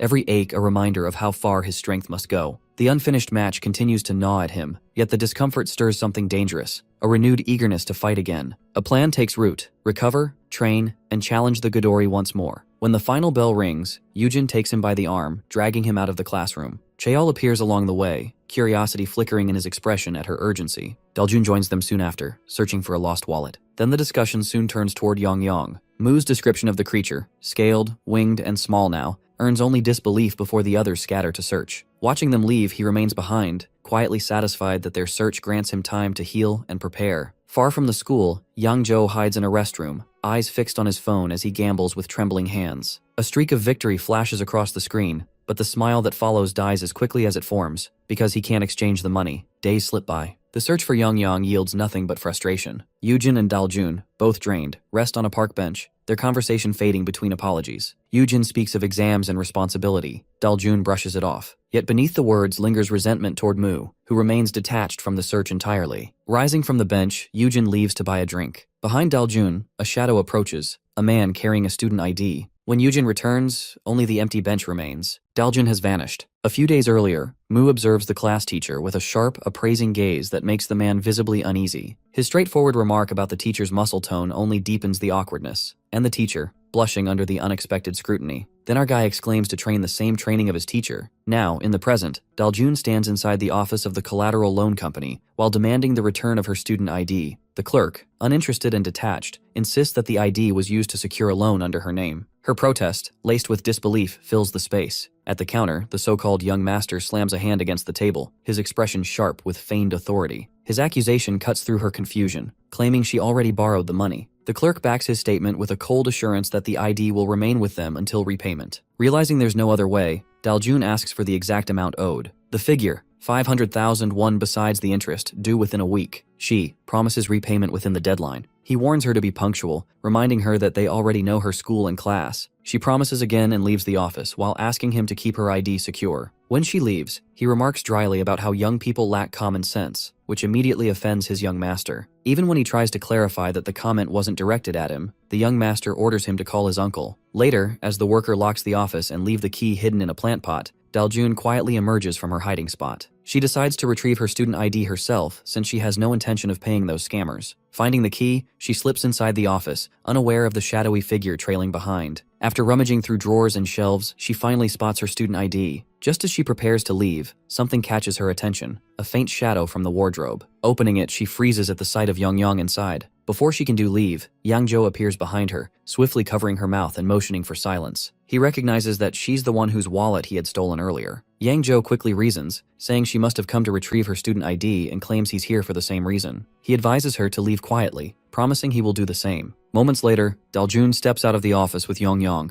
now realizing he's the missing pet from the posters. Disgust fills her as she thinks about how vile those people are, stealing someone else's beloved pet, completely unaware that the CCTV cameras have recorded every bit of her break-in. Later, she finds Yujin, who had been worried about her sudden disappearance earlier, immediately asks where she had gone. Instead of answering, Daljun opens her bag and reveals Yongyang inside. Yujin's face lights up as she rushes to hug the little creature, but Yongyang suddenly spots his real master nearby and darts straight into Mu's shoulder. Mu, caught off guard and clearly on edge, flings him away without a second thought. He quickly covers up the moment, claiming his muscles are sore from overtraining. Yujin, however, looks displeased by how he treats Yongyang so coldly. Meanwhile, at the collector's office, the staff reviews the CCTV footage, which clearly shows both Yangzhou and Daljun sneaking into the office and stealing the cards, with Daljun later walking off with Yongyang. When the worker nervously reports this to his boss, the man's expression darkens. At first, he scolds the collector for carelessly leaving his keys where anyone could find them. Then, in a deceptively calm tone, he remarks that the loss isn't major if those students fail to repay the loan. But his expression hardens, fury flickering in his eyes at the sheer audacity of those kids. Later, during the school football match, one student performs an eagle shot to kick the ball toward the goal. But our boy stands right in front of him like a statue. When the ball slams into him, his expression twists into something wild, almost psychotic, as if he's ready to beat the poor player to a pulp. The students nearby watch in horror, whispering about the doomed player while their sports teacher rushes in to make sense of the chaos. Meanwhile, our boy seems to be thoroughly enjoying his PE training. At the same time, Yujin gives Yongyang her old phone so he can use the messenger app, since neither he nor his master has a phone to contact anyone. She tells him to use it if something like his previous kidnapping ever happens again. Yongyang, however, has no idea what Wi-Fi or a messenger even is. Nearby, Hyung, who has once again lost his money, grows nervous upon spotting Yongyang. The next moment, Yongyang launches himself at him, furious over the kidnapping incident. Hyung curses loudly as he throws the creature off himself. Meanwhile, the PE teacher tries to calm our boy down, explaining that he needs to stay peaceful during PE or he'll be kicked out of class. Right then,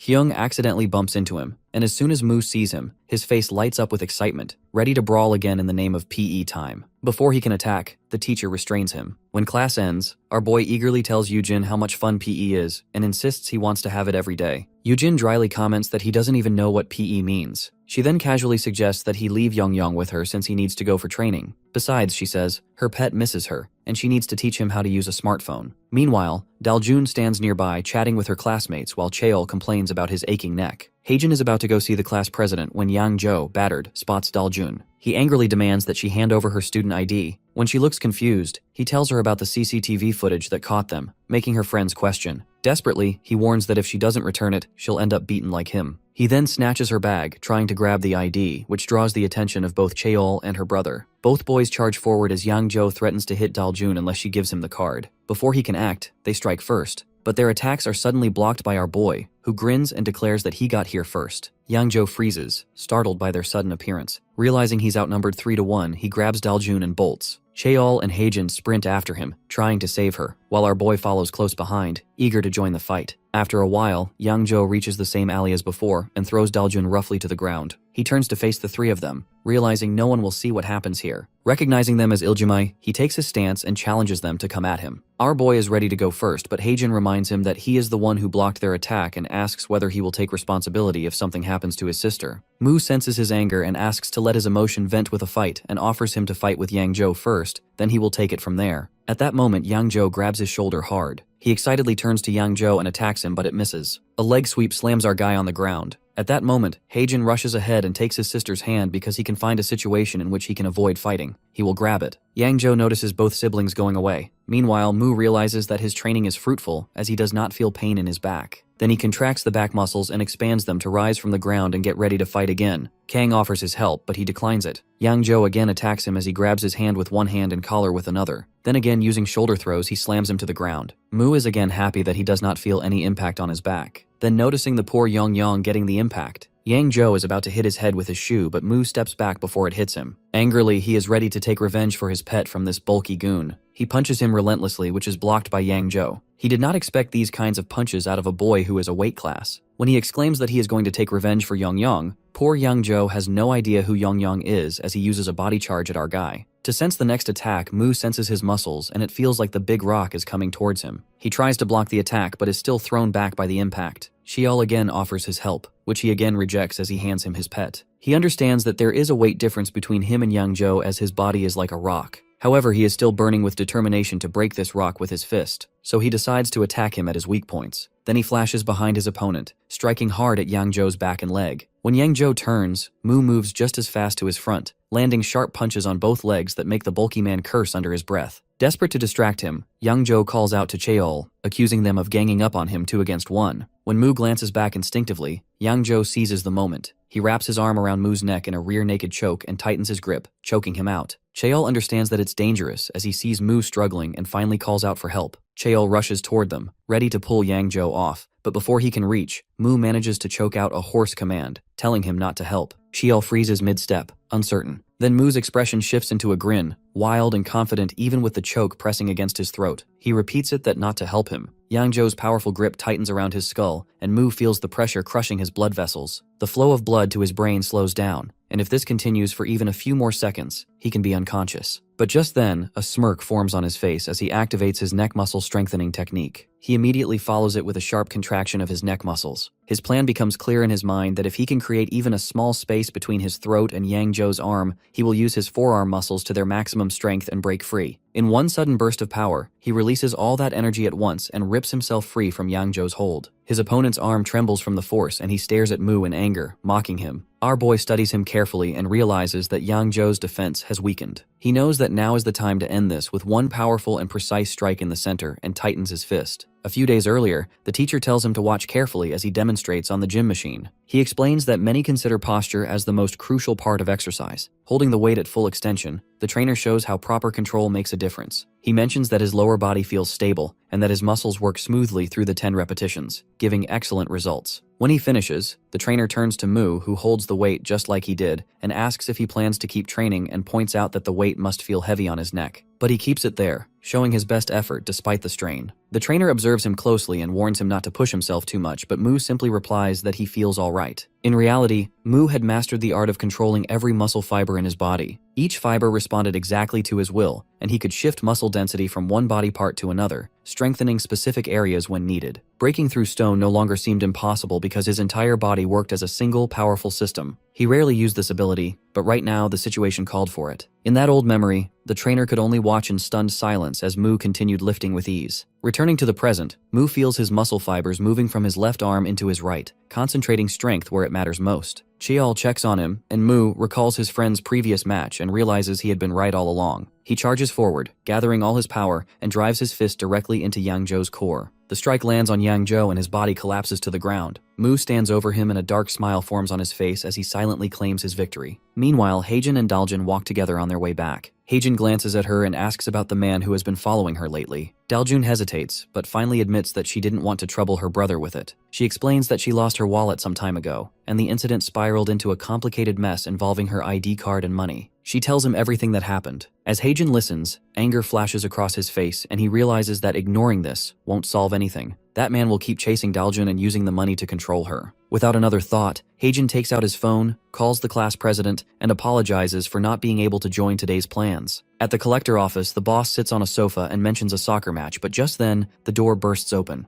Heijin storms in and his face burns with rage. Before anyone can react, his fist crashes into the bod's face. He follows it with another blow, then another, pounding him without hesitation. The collector freezes in shock, muttering that this reckless kid has lost his mind, and wonders if the young master is all right. The collector hurriedly grabs his phone and orders the guards to appear immediately. Within moments, 3 security guards rush in. Heijin looks at them with fury and has no idea that something he deeply despises flows through his own veins. It's his father's blood runs inside him, carrying a terrifying and uncontrollable strength. In an instant, he charges on the guards to attack. Heijin grabs one of the guards and throws him out of the doorway with incredible force. Within seconds, all 3 guards lie on the floor in a miserable state. Heijin looks at the boss, demanding to know why he keeps asking for repayment of money that was never took in the first place. The boss, bruised and shaken, struggles to speak and asks if Heijin even understands who he is dealing with. Heijin calmly tells him that it doesn't matter who he is, and if he keeps bothering people, the consequences will not be pleasant. He steps over one of the fallen guards and walks out of the room without looking back. The young master slams his fist against the floor, in frustration, and mutters to himself that he no longer knows how to deal with this situation. While Mu walks alongside Cheol, he admits that it has been a long time since he felt this much excitement during a fight. Cheol looks puzzled, and asks about the strange technique where Mu's arms seem to shrink, and then expand. He raises his arm to show him, and the veins swell across the surface. Cheol tries to copy the movement, but his hand only trembles weakly, unable to produce the same effect. Mu explains that he still hasn't learned to control his muscles properly, and instructs him to listen carefully to what his body is saying. Every muscle has its own unique reaction, and one must understand each of them individually. Only when the mind and muscles connect completely can a person gain true control. Cheol continues to practice the movement again and again while he leaves. Yongyong, sitting on Mu's head, questions why he is sharing so many of his secrets. Our boy replies that watching Cheol grow stronger makes him look forward to fighting him again someday. Yongyong agrees that fighting powerful opponents helps one grow faster. Our dude adds that he must also become too strong to defeat Lucifer with an evil smile spreading across his face. Yang mentions that Lucifer is still trapped behind the barrier, so they have plenty of time to prepare. Mu immediately corrects him that time is running short because Lucifer has the power to break the barrier and come to Earth soon. From now on, training becomes their only priority. Meanwhile, the young master then visits his uncle, Choi Sung-gil, and complains about how well their operation had been working before this mess. He explains that they start by lending small amounts of money, but the repayment system is designed to make it nearly impossible to clear the debt. The interest grows quickly, and when people struggle to pay, they are sent to a baccarat gambling site owned by the same organization. Everything had been running perfectly. Choi Sung-gil laughs and accuses his nephew of talking too much because he's scared of losing control of the business. He tells him that facing problems is part of the job and that he shouldn't be afraid. Instead, he should treat these setbacks as lessons. However, Choi admits he's disappointed because those guards were assigned to prevent such incidents. He promises to talk to them personally and advises him not to be too harsh on the younger members, putting his arm around his neck. At another location, the guards receive a severe beating from their boss. They hang their heads in shame, too afraid to speak. The boss yells at them for losing to a high school student and demands to know if they feel any sense of embarrassment. He realizes he would rather die than suffer such humiliation. Pointing a stick at one of them, he orders one of them to open his mouth. He places a pill inside and commands the others to take him away. He warns them that if the guard spits the pill out, he will be killed immediately. Inside an elevator, Choi Sang-gil discusses the business model with his nephew. He admits that the operation runs smoothly, but points out a problem that their main targets are students. Since young people don't have much money, the profits remain small. As they step out of the elevator, Choi gestures toward the scene ahead. A large crowd has gathered around a fighting arena. The nephew looks confused and asks what's going on. Choi explains that real money comes from large-scale gambling and that controlling the results of fights is the key to success. He directs his nephew's attention to one of the fighters entering the ring. It is the none other than Collector. His veins bulge grotesquely all over his body. The nephew, shocked by the change, remembers what his subordinate used to look like and wonders if this transformation was always hidden. The match begins, and when the opponent tries to attack, the enhanced Collector dodges easily. He launches a series of rapid strikes, moving like a wild animal, laughing as he feels a surge of overwhelming power. Choi shows him the same pill and explains its effect. With just one of these pills, he can control the results of every fight, deciding who wins and who loses whenever he wants. The nephew's eyes widen as he thinks about the possibility of using it to defeat his enemy. Meanwhile, Mu finishes his gym training. His body has changed completely. His muscles have become larger, stronger, and more defined. He smiles, noticing that this training method feels more thrilling than ever. The teacher watches him in disbelief, staring at the thick veins and solid muscle on his arms and legs. He admits that he has met many dedicated athletes before, but Mu is the first person he has ever seen change so quickly. The trainer asks if Mu is using any kind of performance-enhancing drugs. Mu starts to say yes, but before the trainer can warn him about the risks, he explains what he means. His thoughts drift to Lucifer's words about his weakness. He remembers being told that to face someone like Lucifer, he would need far more strength than he currently possesses. Mu's phone begins to ring, and Young quickly alerts him about the incoming call. When Mu answers, he hears Yujin's voice on the other end. She sounds irritated and demands to know where he has been, and complains that neither Yang has shown up for an entire week, and insists on knowing their location. Our boy explains calmly that he needs to check if his training has produced any real results. Meanwhile, in between the street, two Godori girls sit together counting money. Chungu counts the earning amount as 8 participants joined, and donations came through the broadcast.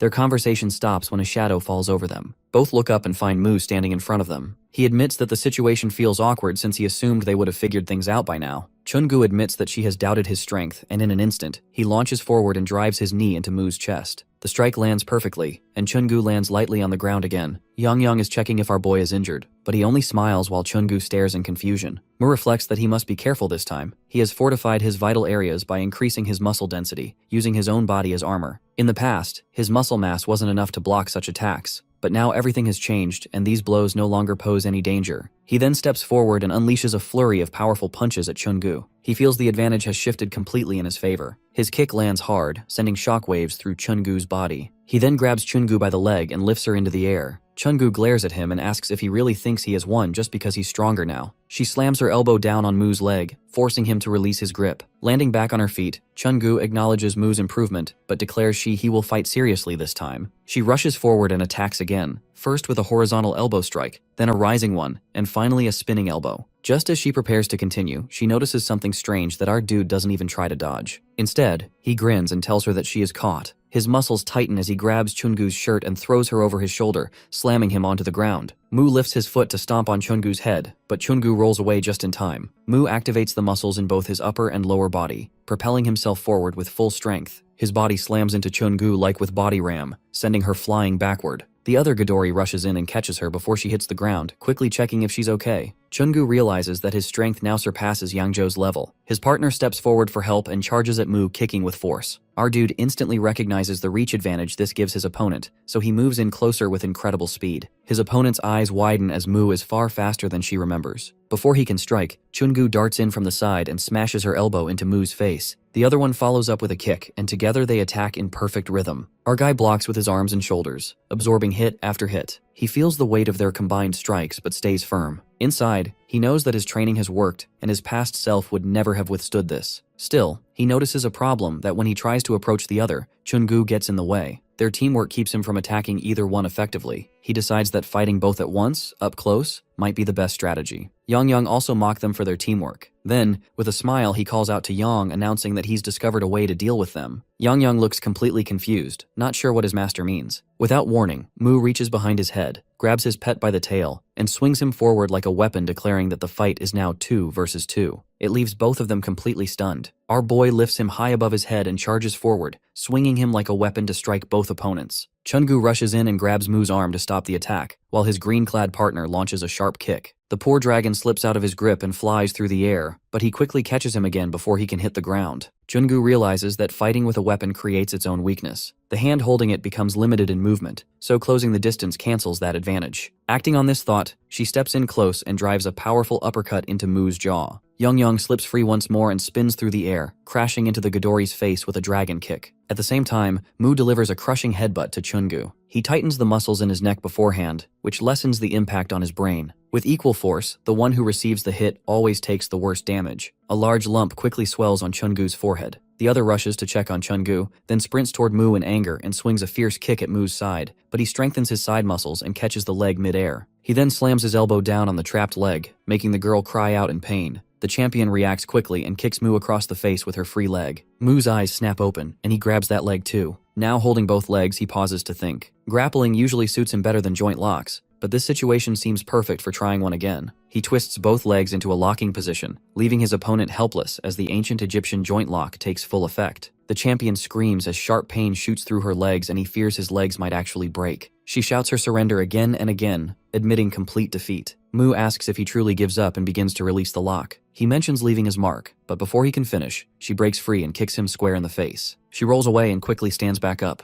Mu remarks on how much energy she still has and charges at her again. She then grabs a handful of money and throws it toward him, yelling for him to take it all. The bills scatter through the air, hiding both fighters behind the fluttering paper. Our dude then stands alone and Champion's cap lies on the ground nearby. He picks it up and remarks that he failed to leave his mark this time, but will succeed in their next fight, and places the cap on his head. Meanwhile, his partner lifts Chungu onto her shoulder and shakes him, trying to wake her up, but Chungu doesn't respond at all. Elsewhere, Yangzhou walks out of an emergency room wrapped in bandages. He mutters bitterly that nothing ever goes right for him, and calls Mu and his group bullies and swears to get revenge, and promises to teach them a lesson next time. He kicks a stone angrily, sending it rolling ahead of him. The stone stops near someone's feet. The person standing there wears a serious expression and questions Yangzhou's angry look. He spins around and demands to know his identity. He is Guok Dugyeon from Kuku High School. Dugyeon asks him where he keeps getting beaten up so badly, and he snaps back at his blunt tone, mocking him for acting tough even when he looks irritated. He asks if Dugyeon expects sympathy from someone who's always being beaten. Dugyeon taunts him that has some fight left in him and looks capable of taking even more punishment. Yangzhou questions his confidence to act so high and mighty when nearby groups, especially Chungu's, keep beating him down. His anger flares and he grabs Dugyeon by the shirt. Without hesitation, Dugyeon pulls out a pill and swallows it. In an instant, his aura turns fierce and threatening. He warns Yangzhou that if he keeps running his mouth, he will make sure every tooth in his mouth gets knocked out. Later, Yangzhou lies battered and bruised on the ground, the result of the brutal beating Dugyeon delivered. The next day, the two Ghidorris walk and Chungu just finished getting his bandages wrapped. She questions why she threw away all their money instead of saving a portion. The other informs that she even lost her hat during the chaos. As they complain that the whole day turned into a complete waste, suddenly, Dugyeon steps into their path. Chungu demands to know what he's doing there. Dugyeon silently takes out another pill, swallows it. His aura darkens once more, as he states it's their bad luck to run into him. As soon as Dugyeon swallows the pill, his heart begins to glow and starts radiating energy. He steps closer to his targets, and his usual quiet nature turns into violent aggression, and explains that capturing Yangzhou means only one opponent remains, and defeating them mean he will not need Ghidorri. Once that happens, he will rise as their new leader. Power surges through his body, and he charges at the girl with wild strength. Chungu is in shock as Dugyeon reaches for her head, but she barely manages to dodge his attack. He doesn't stop and keeps swinging at her with non-stop strikes. Her partner rushes forward just in time, launching a powerful kick while Chungu also tries to counter with an elbow aimed at Dugyeon's head. Both of them freeze for a moment in disbelief. One feels as if her kick has hit solid steel. Dugyeon's body feels unnaturally hard and stronger than any human muscle should be. Dugyeon catches her leg easily and throws a crushing punch straight into it, making a sound like bone cracking. She falls to the ground screaming in pain. Chungu curses loudly and attacks Dugyeon with a furious series of punches, but he doesn't even flinch. He grabs her face and mocks him, saying her punches only tickle. Then he seizes her face, and she gasps in horror, unable to understand what he's done to make himself so powerful. Dugyeon slams her head into the floor with incredible force, leaving cracks along the wall. Chungu pushes herself up again, but Dugyeon only laughs and mocks them. When Chungu collapses on the floor, he turns away, pleased with himself, and mutters that he finally managed to say a perfect villain line. Later, the two injured fighters rush to the hospital for treatment. Meanwhile, Doogyun meets the hooded guy who praises his impressive performance. Doogyun, breathing heavily, demands to know what kind of substance he just took since the power feels insane and uncontrollable. The hooded man tells him to focus on finishing his mission. Capturing all the remaining Ghidorah members will fulfill their deal. Doogyun claims confidently that he can crush anyone now and then asks why the hooded man doesn't take the pill himself if it's so powerful. The hooded figure recalls his uncle's warning that the pills have severe side effects. The stronger the power, the worse the damage. The user's personality turns violent, and repeated use can even make the body explode. Now in present, he quickly answers that he prefers herbal medicine instead. Doogyun wonders what herbal medicine has to do with anything, but he gives no answer. Elsewhere, our boy searches for Ghidorah girls. Earlier, Yujin told him that Chungu also attends Whistle High School. Yang pops his head out of the bag, confirming it. Mu asks for directions, but Yang teases him for acting like an old man who still needs drawings to find places. Using the phone's navigation, Yang guides him to Whistle High. Mu, still wearing the cap, stops in front of the school just as the Ghidorah member comes out, walking on crutches. She notices the hat on his head is hers. She then leads our boy to the hospital, where Chungu lies in bed, his body wrapped in bandages. Mu asks what happened to her, and she explains that some maniac attacked them out of nowhere the previous day, leaving her in this state. She adds that it wasn't our dude who did it and informs them they already reported the incident to the police. The attacker hasn't been seen since, and Doogyun has disappeared from school entirely. Just then, a sudden noise echoes behind them. They turn to see another patient in the next bed, Yang Jo, covered from head to toe in bandages, yelling Doogyun's name in rage. He tries to sit up while cursing him non-stop. The doctor rushes in, panicking as his body starts shaking violently. He yells that the patient is going into shock and frantically searches for the missing painkiller. Yangjo admits to our boy that even though he doesn't like him, he has something important to tell him. He explains that Guak Doogyun has changed completely after taking some pill. He was a pushover in the Ghidorah gang, but now he has become the strongest opponent. Mu listens carefully, realizing that his first impression of Doogyun was completely wrong,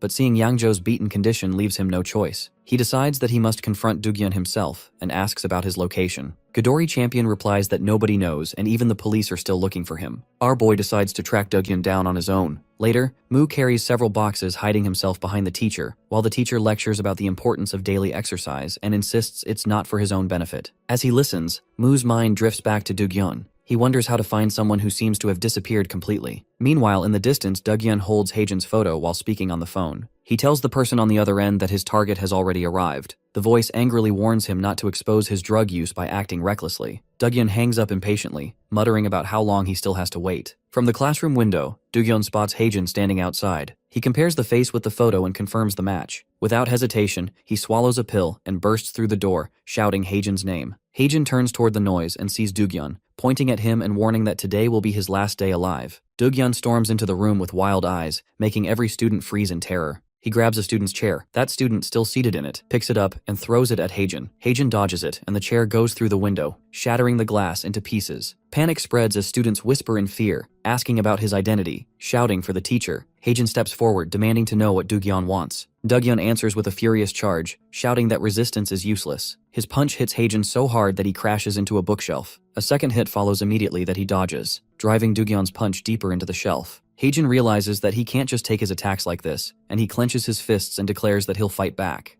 With a burst of strength, he lands a hard punch on Doogyun's chest, making him flinch in pain. Encouraged, Haejin follows up with another strike to the chest, forcing Doogyun to stumble backward. Doogyun smirks, calling the hit just a tickle. So Haejin throws another furious punch, but Doogyun grabs his hand and crushes it until a sharp crack echoes through the room. Haejin screams in agony while students gasp and start shouting for help. Outside the classroom, more students gather, some calling teachers as the noise grows louder. Daljun and Cheol push their way through the crowd. When Daljun sees her brother being hurt, she throws her slippers straight at Doogyun's back. The impact makes him turn, glaring at her. She yells at him to let go of her brother right now. Doogyun refuses and raises his fist, stepping toward her. Before he can attack, Cheol rushes in from behind and punches Doogyun, shouting that he has no right to cause trouble at someone else's school. The distraction gives Haejin just enough time to pull his injured hand free. He thanks Cheol quickly, then faces Doogyun with burning anger. He warns him that touching his sister was a mistake he'll never forgive. With fury fueling his strength, he charges at Doogyun. Downstairs, the teacher hears the chaos and looks up as students rush by, whispering about a fight involving the Ghidorah gang. The teacher demands an explanation, and one student blurts out that a serious fight has broken out in a third-year classroom. Cursing about troublesome kids, the teacher runs toward the noise. Nearby, Mu drops the boxes he was carrying when he hears it. His excitement sparks immediately, and he dashes off toward the classroom, eager to join in. At that moment, Yongyong senses something, so he quickly emerges from the bag and warns Mu that there's mana in the area. Heejin rushes forward with full force while Cheol attacks from another side. Doogyun notices Cheol's movement and turns his focus toward him, raising his fist to strike. Cheol quickly dodges the blow and thinks that this opponent relies only on strength, throwing simple punches that are easy to avoid. Doogyun roars in anger and spins his body to continue his assault on Cheol. At the same moment, Heejin kicks the back of Doogyun's shin with precision. The impact makes Doogyun fall to one knee as he grits his teeth in frustration. Heejin takes the chance to jab his finger into Doogyun's eye, reminding himself that even the strongest body still has weak points. Heejin and Cheol attack together, landing multiple punches on him. Despite the hits, he stands back up, cursing loudly. His gaze shifts to a student nearby. Doogyun rushes toward him and grabs him by the collar, demanding another pill. The student sighs in disbelief, asking why the situation keeps getting worse. Doogyun insists he needs just one more pill, declaring he was hired to catch someone. He shouts that the target caused trouble over unpaid debts, and promises that one more pill will be enough to capture Lee Heejin. Turns out the student was the same hooded boy and he trembles. Heejin immediately realizes that he is the one behind everything. Anger fills him as he glares at the man, who begins sweating nervously. He curses Doogyun for causing problems and shoves another pill into his mouth, ordering him to destroy Heejin completely. Doogyun accepts the command without hesitation. Heejin steps forward, warning them again about the consequences of crossing the line. Before he can finish, Doogyun's enhanced power sends him flying backward. The same shockwave throws Cheol straight through a nearby window. Doogyun's body begins to change grotesquely, turning into a massive beast. Daljun screams for her brother and Cheol, running toward them to help. Doogyun reaches out to grab her, but a strong hand stops him. The teacher has arrived. He remarks that Doogyun must have been working out lately, but brute strength does not excuse attacking his classmates. The teacher grips Doogyun's hand tightly and announces that it is time for a lesson. Doogyun trembles as he tries to overpower the teacher by force. The teacher quickly realizes how dangerously strong Doogyun has become and runs outside, calling for police assistance. Our boy appears at the scene right behind the teacher. Young sits on his shoulder and points at the mana coming from him. Moo's eyes shift toward the students standing nearby who point at Young and claim him as his property. But as he steps forward, his foot slips on a stray slipper, making him curse as he loses balance and slamming hand on Moo's face. Moo grabs his head and drives his elbow straight into his face, sending him crashing to the ground. He yells at Doogyun to attack and take down our boy. Doogyun agrees immediately and charges at Moo with a raised fist. Just as the punch is about to land, Doogyun's body suddenly changes back to his normal form. Shock spreads across his face as he realizes what happened. Young has drained all his mana. Doogyun still tries to punch, but Moo counters with a single strong hit to his face, knocking him down. Moo continues beating him until he stops moving. Young studies the mana he absorbed and remarks that it feels strangely familiar, carrying something special within it. After the fight, Moo stands over Doogyun's defeated body, feeling that something about this victory is off. The fight had no real substance, so he orders Young to return the mana to Doogyun. He agrees but warns that this mana is not ordinary, so he asks about the difference. Young explains that the mana is unnaturally pure, not found on Earth unless given by a god through a sacred item. Since the deity stopped giving mana long ago, its presence means another power is interfering. Moo's suspicion deepens, so he asks him if it belongs to him, and Young laughs nervously. As he returns the mana to Doogyun, his monstrous form begins to reappear. The story moves back in time to nearly 1,000 years ago in the Divine Realm. Moo stands in the domain ruled by the god of the Cyclops. In front of him towers an Ultra Cyclops in its giant form. The creature grips its weapon with all 4 arms and lets out a thunderous roar, commanding him to stop. It swings the weapon down toward Moo, but he rolls across the ground to dodge. The weapon dissolves into a spiral pattern and disappears, and Moo rises from the floor completely unharmed. The Cyclops returns to its normal size as the giantification effect fades. It pleads with Moo to stop irritating it so often, and Moo responds that he will stop only when he gets proper entertainment and promises to return soon. Young besides him understands the failure of the Cyclops to meet their master's expectations, but soon grows thoughtful. He starts thinking of a way to ease his master's constant boredom. After a moment, he pulls out a rock. Moo looks at the rock and asks its source, and Young explains that he got it from Earth and begins a special preparation process. First, he uses crushing magic to grind the rock into fine powder. Then he mixes the powder with any available liquid. Finally, he pours magical energy into the mixture until it forms a sphere and then draws its sign on it. Once done, he proudly presents it to him. Young describes the finished product as a dough infused with body enhancement magic. He explains that feeding a small portion to an opponent before battle will boost their strength, making fights more interesting for Moo. To demonstrate, he breaks off a small piece and explains that this amount is enough for one proper serving because the magic inside is highly concentrated. Moo ignores the warning and takes the entire remaining portion. Young tries to stop him, but Moo disappears before he can finish speaking. The next moment, he feels the effect surge through his body. The enhancement works perfectly. He faces the gigantic Cyclops again and charges with unstoppable force. His attacks grow faster and stronger until he smashes the Cyclops away completely, and it crashes to the ground with tremendous impact. As it falls, one of the magical pills slips from the Cyclops and drops toward Earth. A divine barrier should normally block such interference. allowing only gods or authorized beings to pass. However, the pill somehow slips through and enters Earth's atmosphere. Young watches helplessly as it disappears from sight. The story returns to the present, and our dude realizes that this situation has occurred before. Someone must have found one of those ancient enhancement pills. He finds this thought amusing and smiles. Dugyeon suddenly throws a punch at him, but Mu dodges by moving sideways. Mu clenches his fist tighter and swings again while closing in. Mu observes how durable this enhanced opponent has become. Dugyeon raises both arms, locks them together, and slams them down on Mu.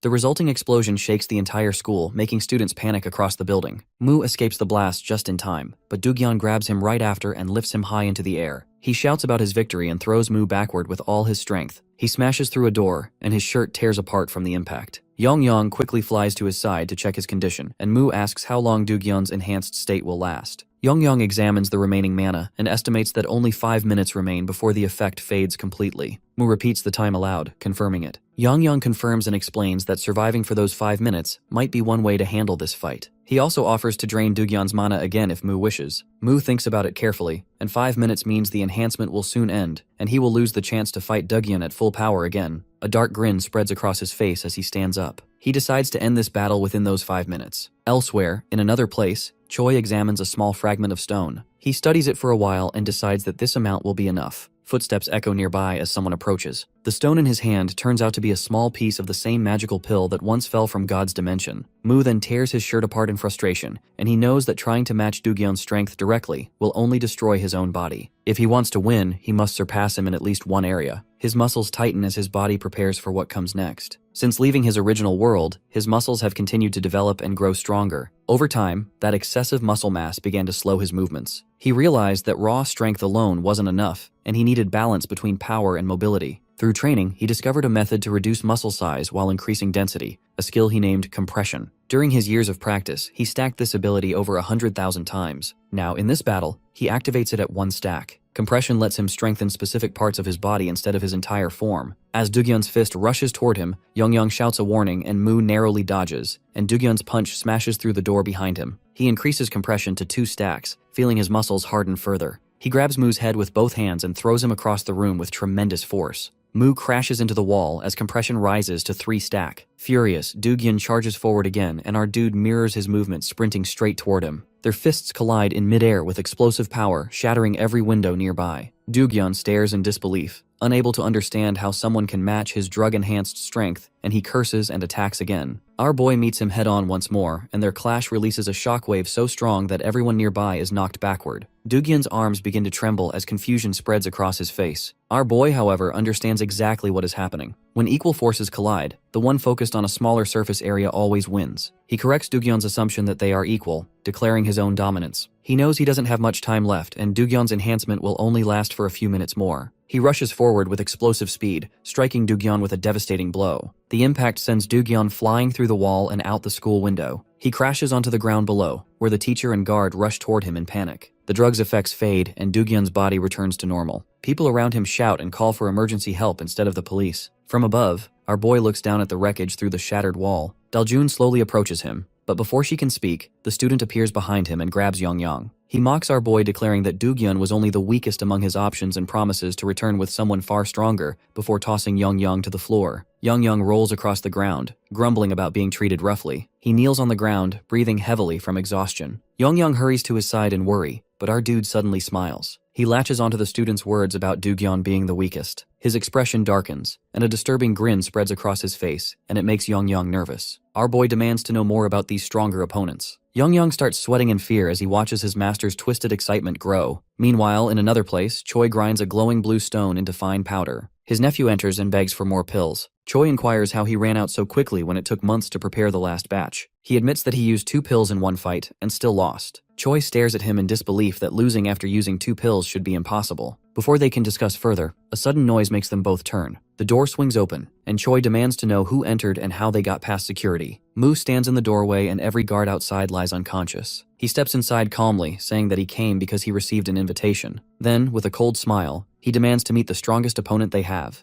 A little while ago, when the bold boy had boasted about bringing stronger opponents, Mu demanded to know where they were. On his command, Yang became nervous and then opened his mouth to reveal a glowing red pill. It was a recovery sphere, an item that healed all injuries and boosted physical power. Without hesitation, our boy took it and prepared to leave. Nearby, Heijin and Chiol lay injured but tried to stop him. Chiol warned him about the danger ahead and offered to go along. Heijin insisted on joining too, hoping to prevent things from getting worse. Mu walked up to both of them and suddenly grabbed their legs, making them scream in shock and pain. Daljun stood confused, wondering what he was doing, but he refused any help, claiming this was his fight alone. He then started laughing uncontrollably before leaving everyone behind stunned by his strange behavior. He reached Choi Sang's building, where a security guard stopped him at the entrance. The guard mocked his appearance, comparing him to a beggar, and demanded to know what he wanted. He ignored the insult and kept walking, claiming that someone inside had made a promise with him. When the guard grabbed his shoulder and stopped him from taking Yang inside, he punched him straight in the face. The guard flew backward, crashing through the window. The rest of the guards, shocked by what they saw, rushed toward him. They shouted curses, but he treated them as nothing more than obstacles. Within moments, they all lay defeated on the ground. Our dude now steps inside and demands to see the strongest fighter in the building. The boy panics, pointing at him while shouting to his uncle that this is the maniac who keeps fighting even after taking 2 of their enhancement pills. Yang protests in annoyance at being insulted. Mu's aura grows heavier and more intimidating, forcing the hooded figure to step back in fear. Again, he asks where the strongest opponent is. Choi studies him carefully, realizing that anyone capable of defeating all their guards alone is far from ordinary. He decides to test this man properly. He agrees to show the strongest fighter but adds a condition. If he loses to any of them, he must serve under them. He accepts with a confident smile, telling them to proceed however they like. The boy quickly adds another condition, pointing toward Yang and demanding that he be part of the wager too. Yang becomes furious at being treated like property, but the boy agrees without hesitation, and Yang understands that he is simply too confident to care about the risk. Soon the battle arena opens and the first fighter appears. The boy nervously asks his uncle if they can really win this. He reassures him that 1 pill alone allows someone to fight for hours, while 2 make them nearly unstoppable. Their plan is to use 1 pill to wear him down, then another to finish him off. The first opponent has a pill, his eyes glowing red. He announces that although his boss has allowed killing, he won't go that far. He rushes toward Mu with full killing intent, but Mu activates his grip enhancement mid-attack, catches the fighter's arm, and squeezes until bones crack. The man screams and drops to his knees in agony. Choi's expression hardens as worry begins to show. Then comes the second fighter, also enhanced by a pill. He charges forward, but the protagonist strengthens his legs and launches his knee upward, striking with explosive force. The opponent stumbles back, and before he can recover, a brutal punch to the face sends him flying into the wall with a loud crash. Mu stands calmly, looks toward Choi, and reminds him of his promise, asking whether these are truly the strongest fighters he has spoken of. Choi watches the battle unfold, assuring him that only 1 fighter remains. The third opponent steps into the arena and swallows not 1 but 2 pills at once. His body changes instantly, muscles bulge unnaturally, his limbs swell like overfilled balloons, and veins pop across his skin. The boy is shocked looking at the monstrous figure and the extreme transformation. Mu wonders if this is the stronger opponent Choi promised earlier, and the fighter calls himself the strongest one there.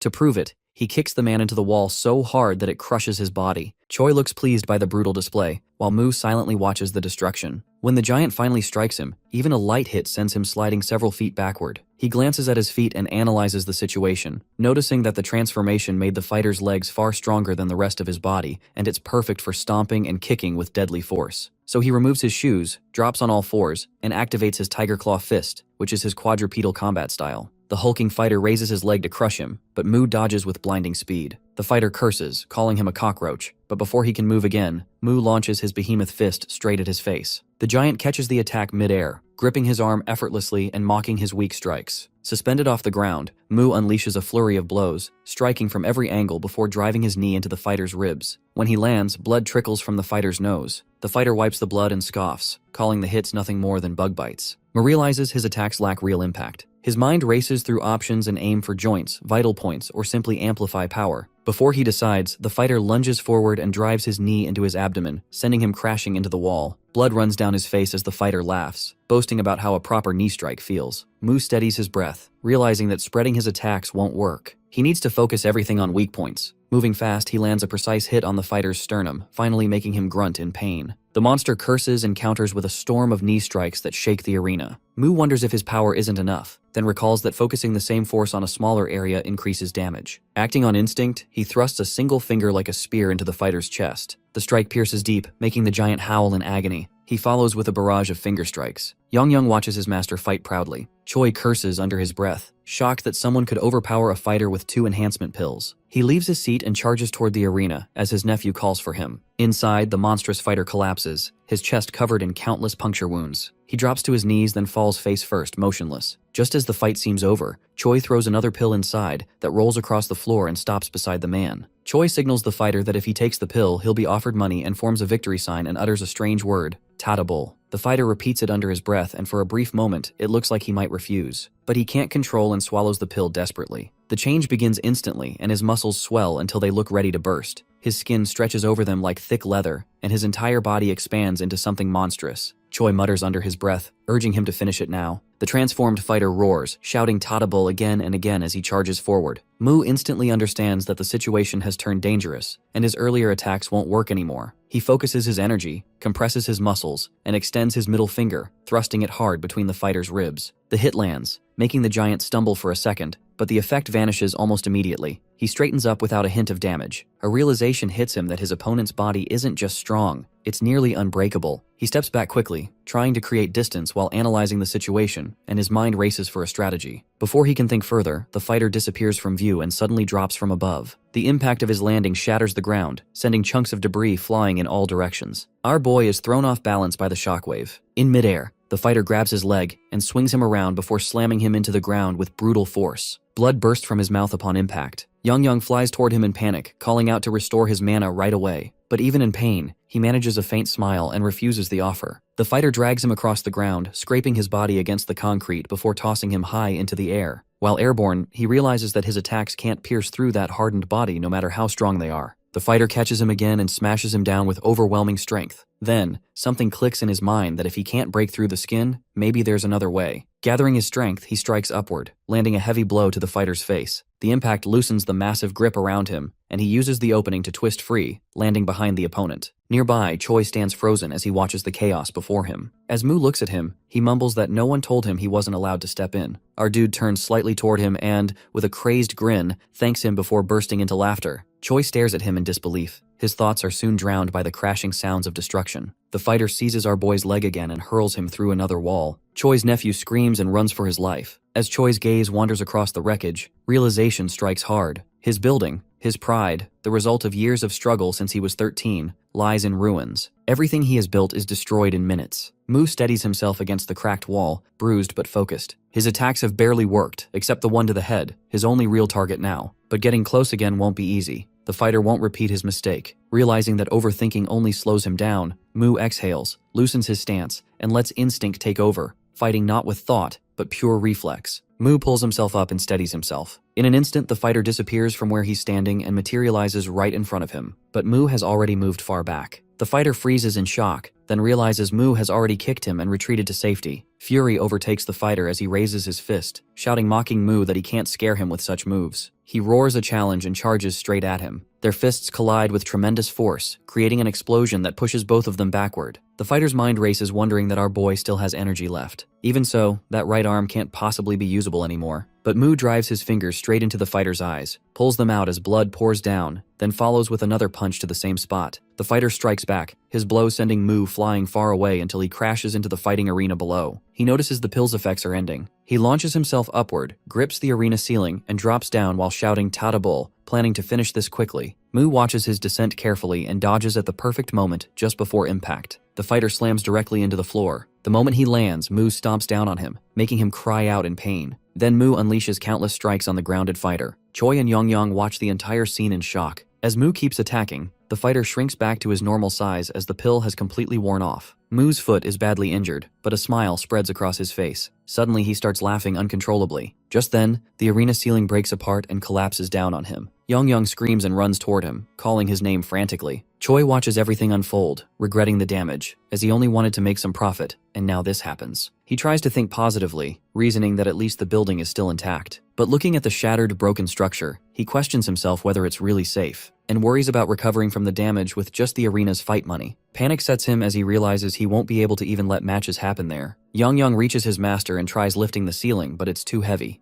He remembers the dough and assumes that if he takes it, he'll be strong enough to move it. He immediately rushes out of the arena, jumps onto Choi's face, and demands the pills while biting him. Choi shouts in confusion and mocks him. Just then behind them, Mu's hand appears and moves from beneath the ceiling. Yongyang's attention snaps toward his master. Mu's body trembles as he rises from beneath the collapsed ceiling, shoving the heavy debris aside before finally standing upright. Yongyang feels relief that his master is alive. Mu looks around in confusion, trying to understand what has just fallen on him. Yongyang quickly explains that something suddenly broke and came crashing down. He tilts his head upward, realizing that the building itself has struck him. He raises his hand and clenches it tightly. A deep echoing sound follows as his muscles expand to their fullest limit. Yongyang recognizes that sound as it only happens when he forces his body beyond its natural boundaries. He then slams his fist into the ground with tremendous strength. The impact sends cracks crawling across the floor like a spider's web, shaking the entire structure. Both Choi and Yongyang lose their balance as the tremors grow stronger. Cracks spread through the walls and pillars, making the whole building groan. Choi screams for him to stop before the place collapses, and Yongyang shouts warnings about the danger. Mu doesn't seem to care. When he hears the word collapse, he asks what it means, and decides that it's exactly what he wants. He strikes the ground again, even harder this time. The fractures deepen, reaching the foundation itself. Within moments, the entire building begins to sink and crumble. Outside, Choi's nephew runs as fast as he can, the sound of destruction echoing behind him. When he finally turns back, there is nothing left, just ruins and clouds of dust filling the air. From beneath the rubble, Yongyang appears first as he claws his way out. Nearby, Mu lies on the ground, battered and broken. His body is covered in cuts and bruises, yet his face carries a strange satisfaction. He laughs weakly, saying the experience has been enjoyable. Under the wreckage, Choi slowly realizes that his building is gone. His business, his fortune,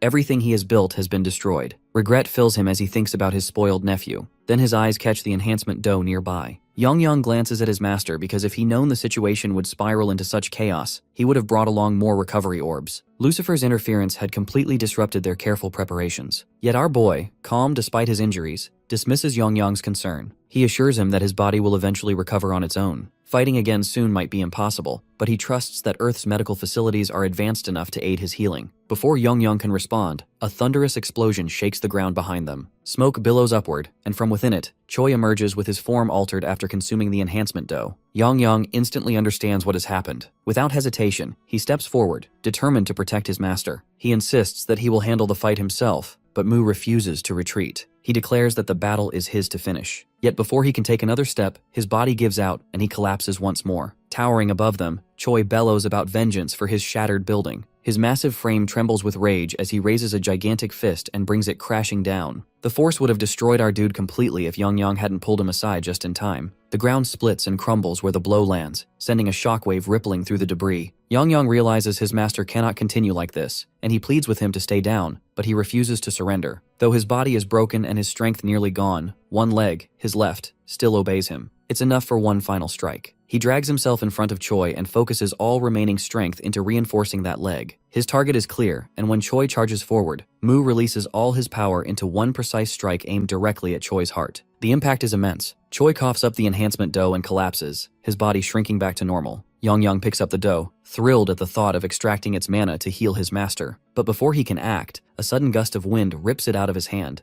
As dust swirls around, he notices glowing particles drifting through the air. Then realization strikes him that this isn't ordinary wind, it's mana on Earth. Just then, the sky tears open with a deafening crack, and a monstrous creature descending toward them. A while ago, Lucifer releases an enormous surge of mana across the barrier. The ground cracks under the pressure, yet it remains completely unaffected. From a distance, Divine Archer watches him with curiosity, wondering if he has cleared out the entire area since no one else is in sight. Lucifer studies the ground beneath him, puzzled that not even a faint mark appears despite his immense power. An idea hits him that he should try something with the same power as it. Divine Archer continues to observe, confused by his sudden restless movements. Suddenly she is shocked as she watches him lifting an entire planet, Elmore, above himself. Panic grips her as she screams for him to stop. Lucifer is already set on his plan that the barrier should be as strong as what surrounds Elmore. Whether it is a barrier or something else, he intends to destroy it. Without hesitation, he hurls planet Elmore straight toward Earth. Instead of colliding and breaking apart, the two merge into one. The sight leaves both Lucifer and Divine Archer speechless. Lucifer tries to understand what has just happened. He expected to destroy the barrier, not to fuse two worlds together. From the point of contact, a surge of mana bursts out, spreading wildly between both planets. That same energy awakens the monster. The monster appears in the skies, its enormous form casting a shadow over everything below. It looks around, confused about where it is, and fury builds as it senses that someone has disturbed its domain. On the ground, panic spreads among the people. Screams echo as they question what kind of creature has appeared. Some shout for the police, while others are frozen in fear. One boy stands paralyzed, unable to move. The bull notices him and considers him as the one connected to this disturbance. To it, such a small being causing such chaos seems pathetic and dull. The boy's fear reaches its peak, but before the bull can act, something pulls it backward. The plane of nothingness begins dragging the creature away, forcing it to vanish and return to where it came from. Meanwhile, our dude asks Yong about the strange situation and why he can sense mana. Yong admits that he doesn't know as the mana suddenly started overflowing everywhere. Without wasting time, he begins using healing magic on his master. As he works, a figure descends from the sky and lands nearby. It's a knight, fully clad in armor, standing silently behind them. Yong shockingly looks at him, and the knight draws his sword and strikes the ground. In response, Yong shifts into his dragon form, ready for battle. Yong immediately transforms itself into its enormous dragon form.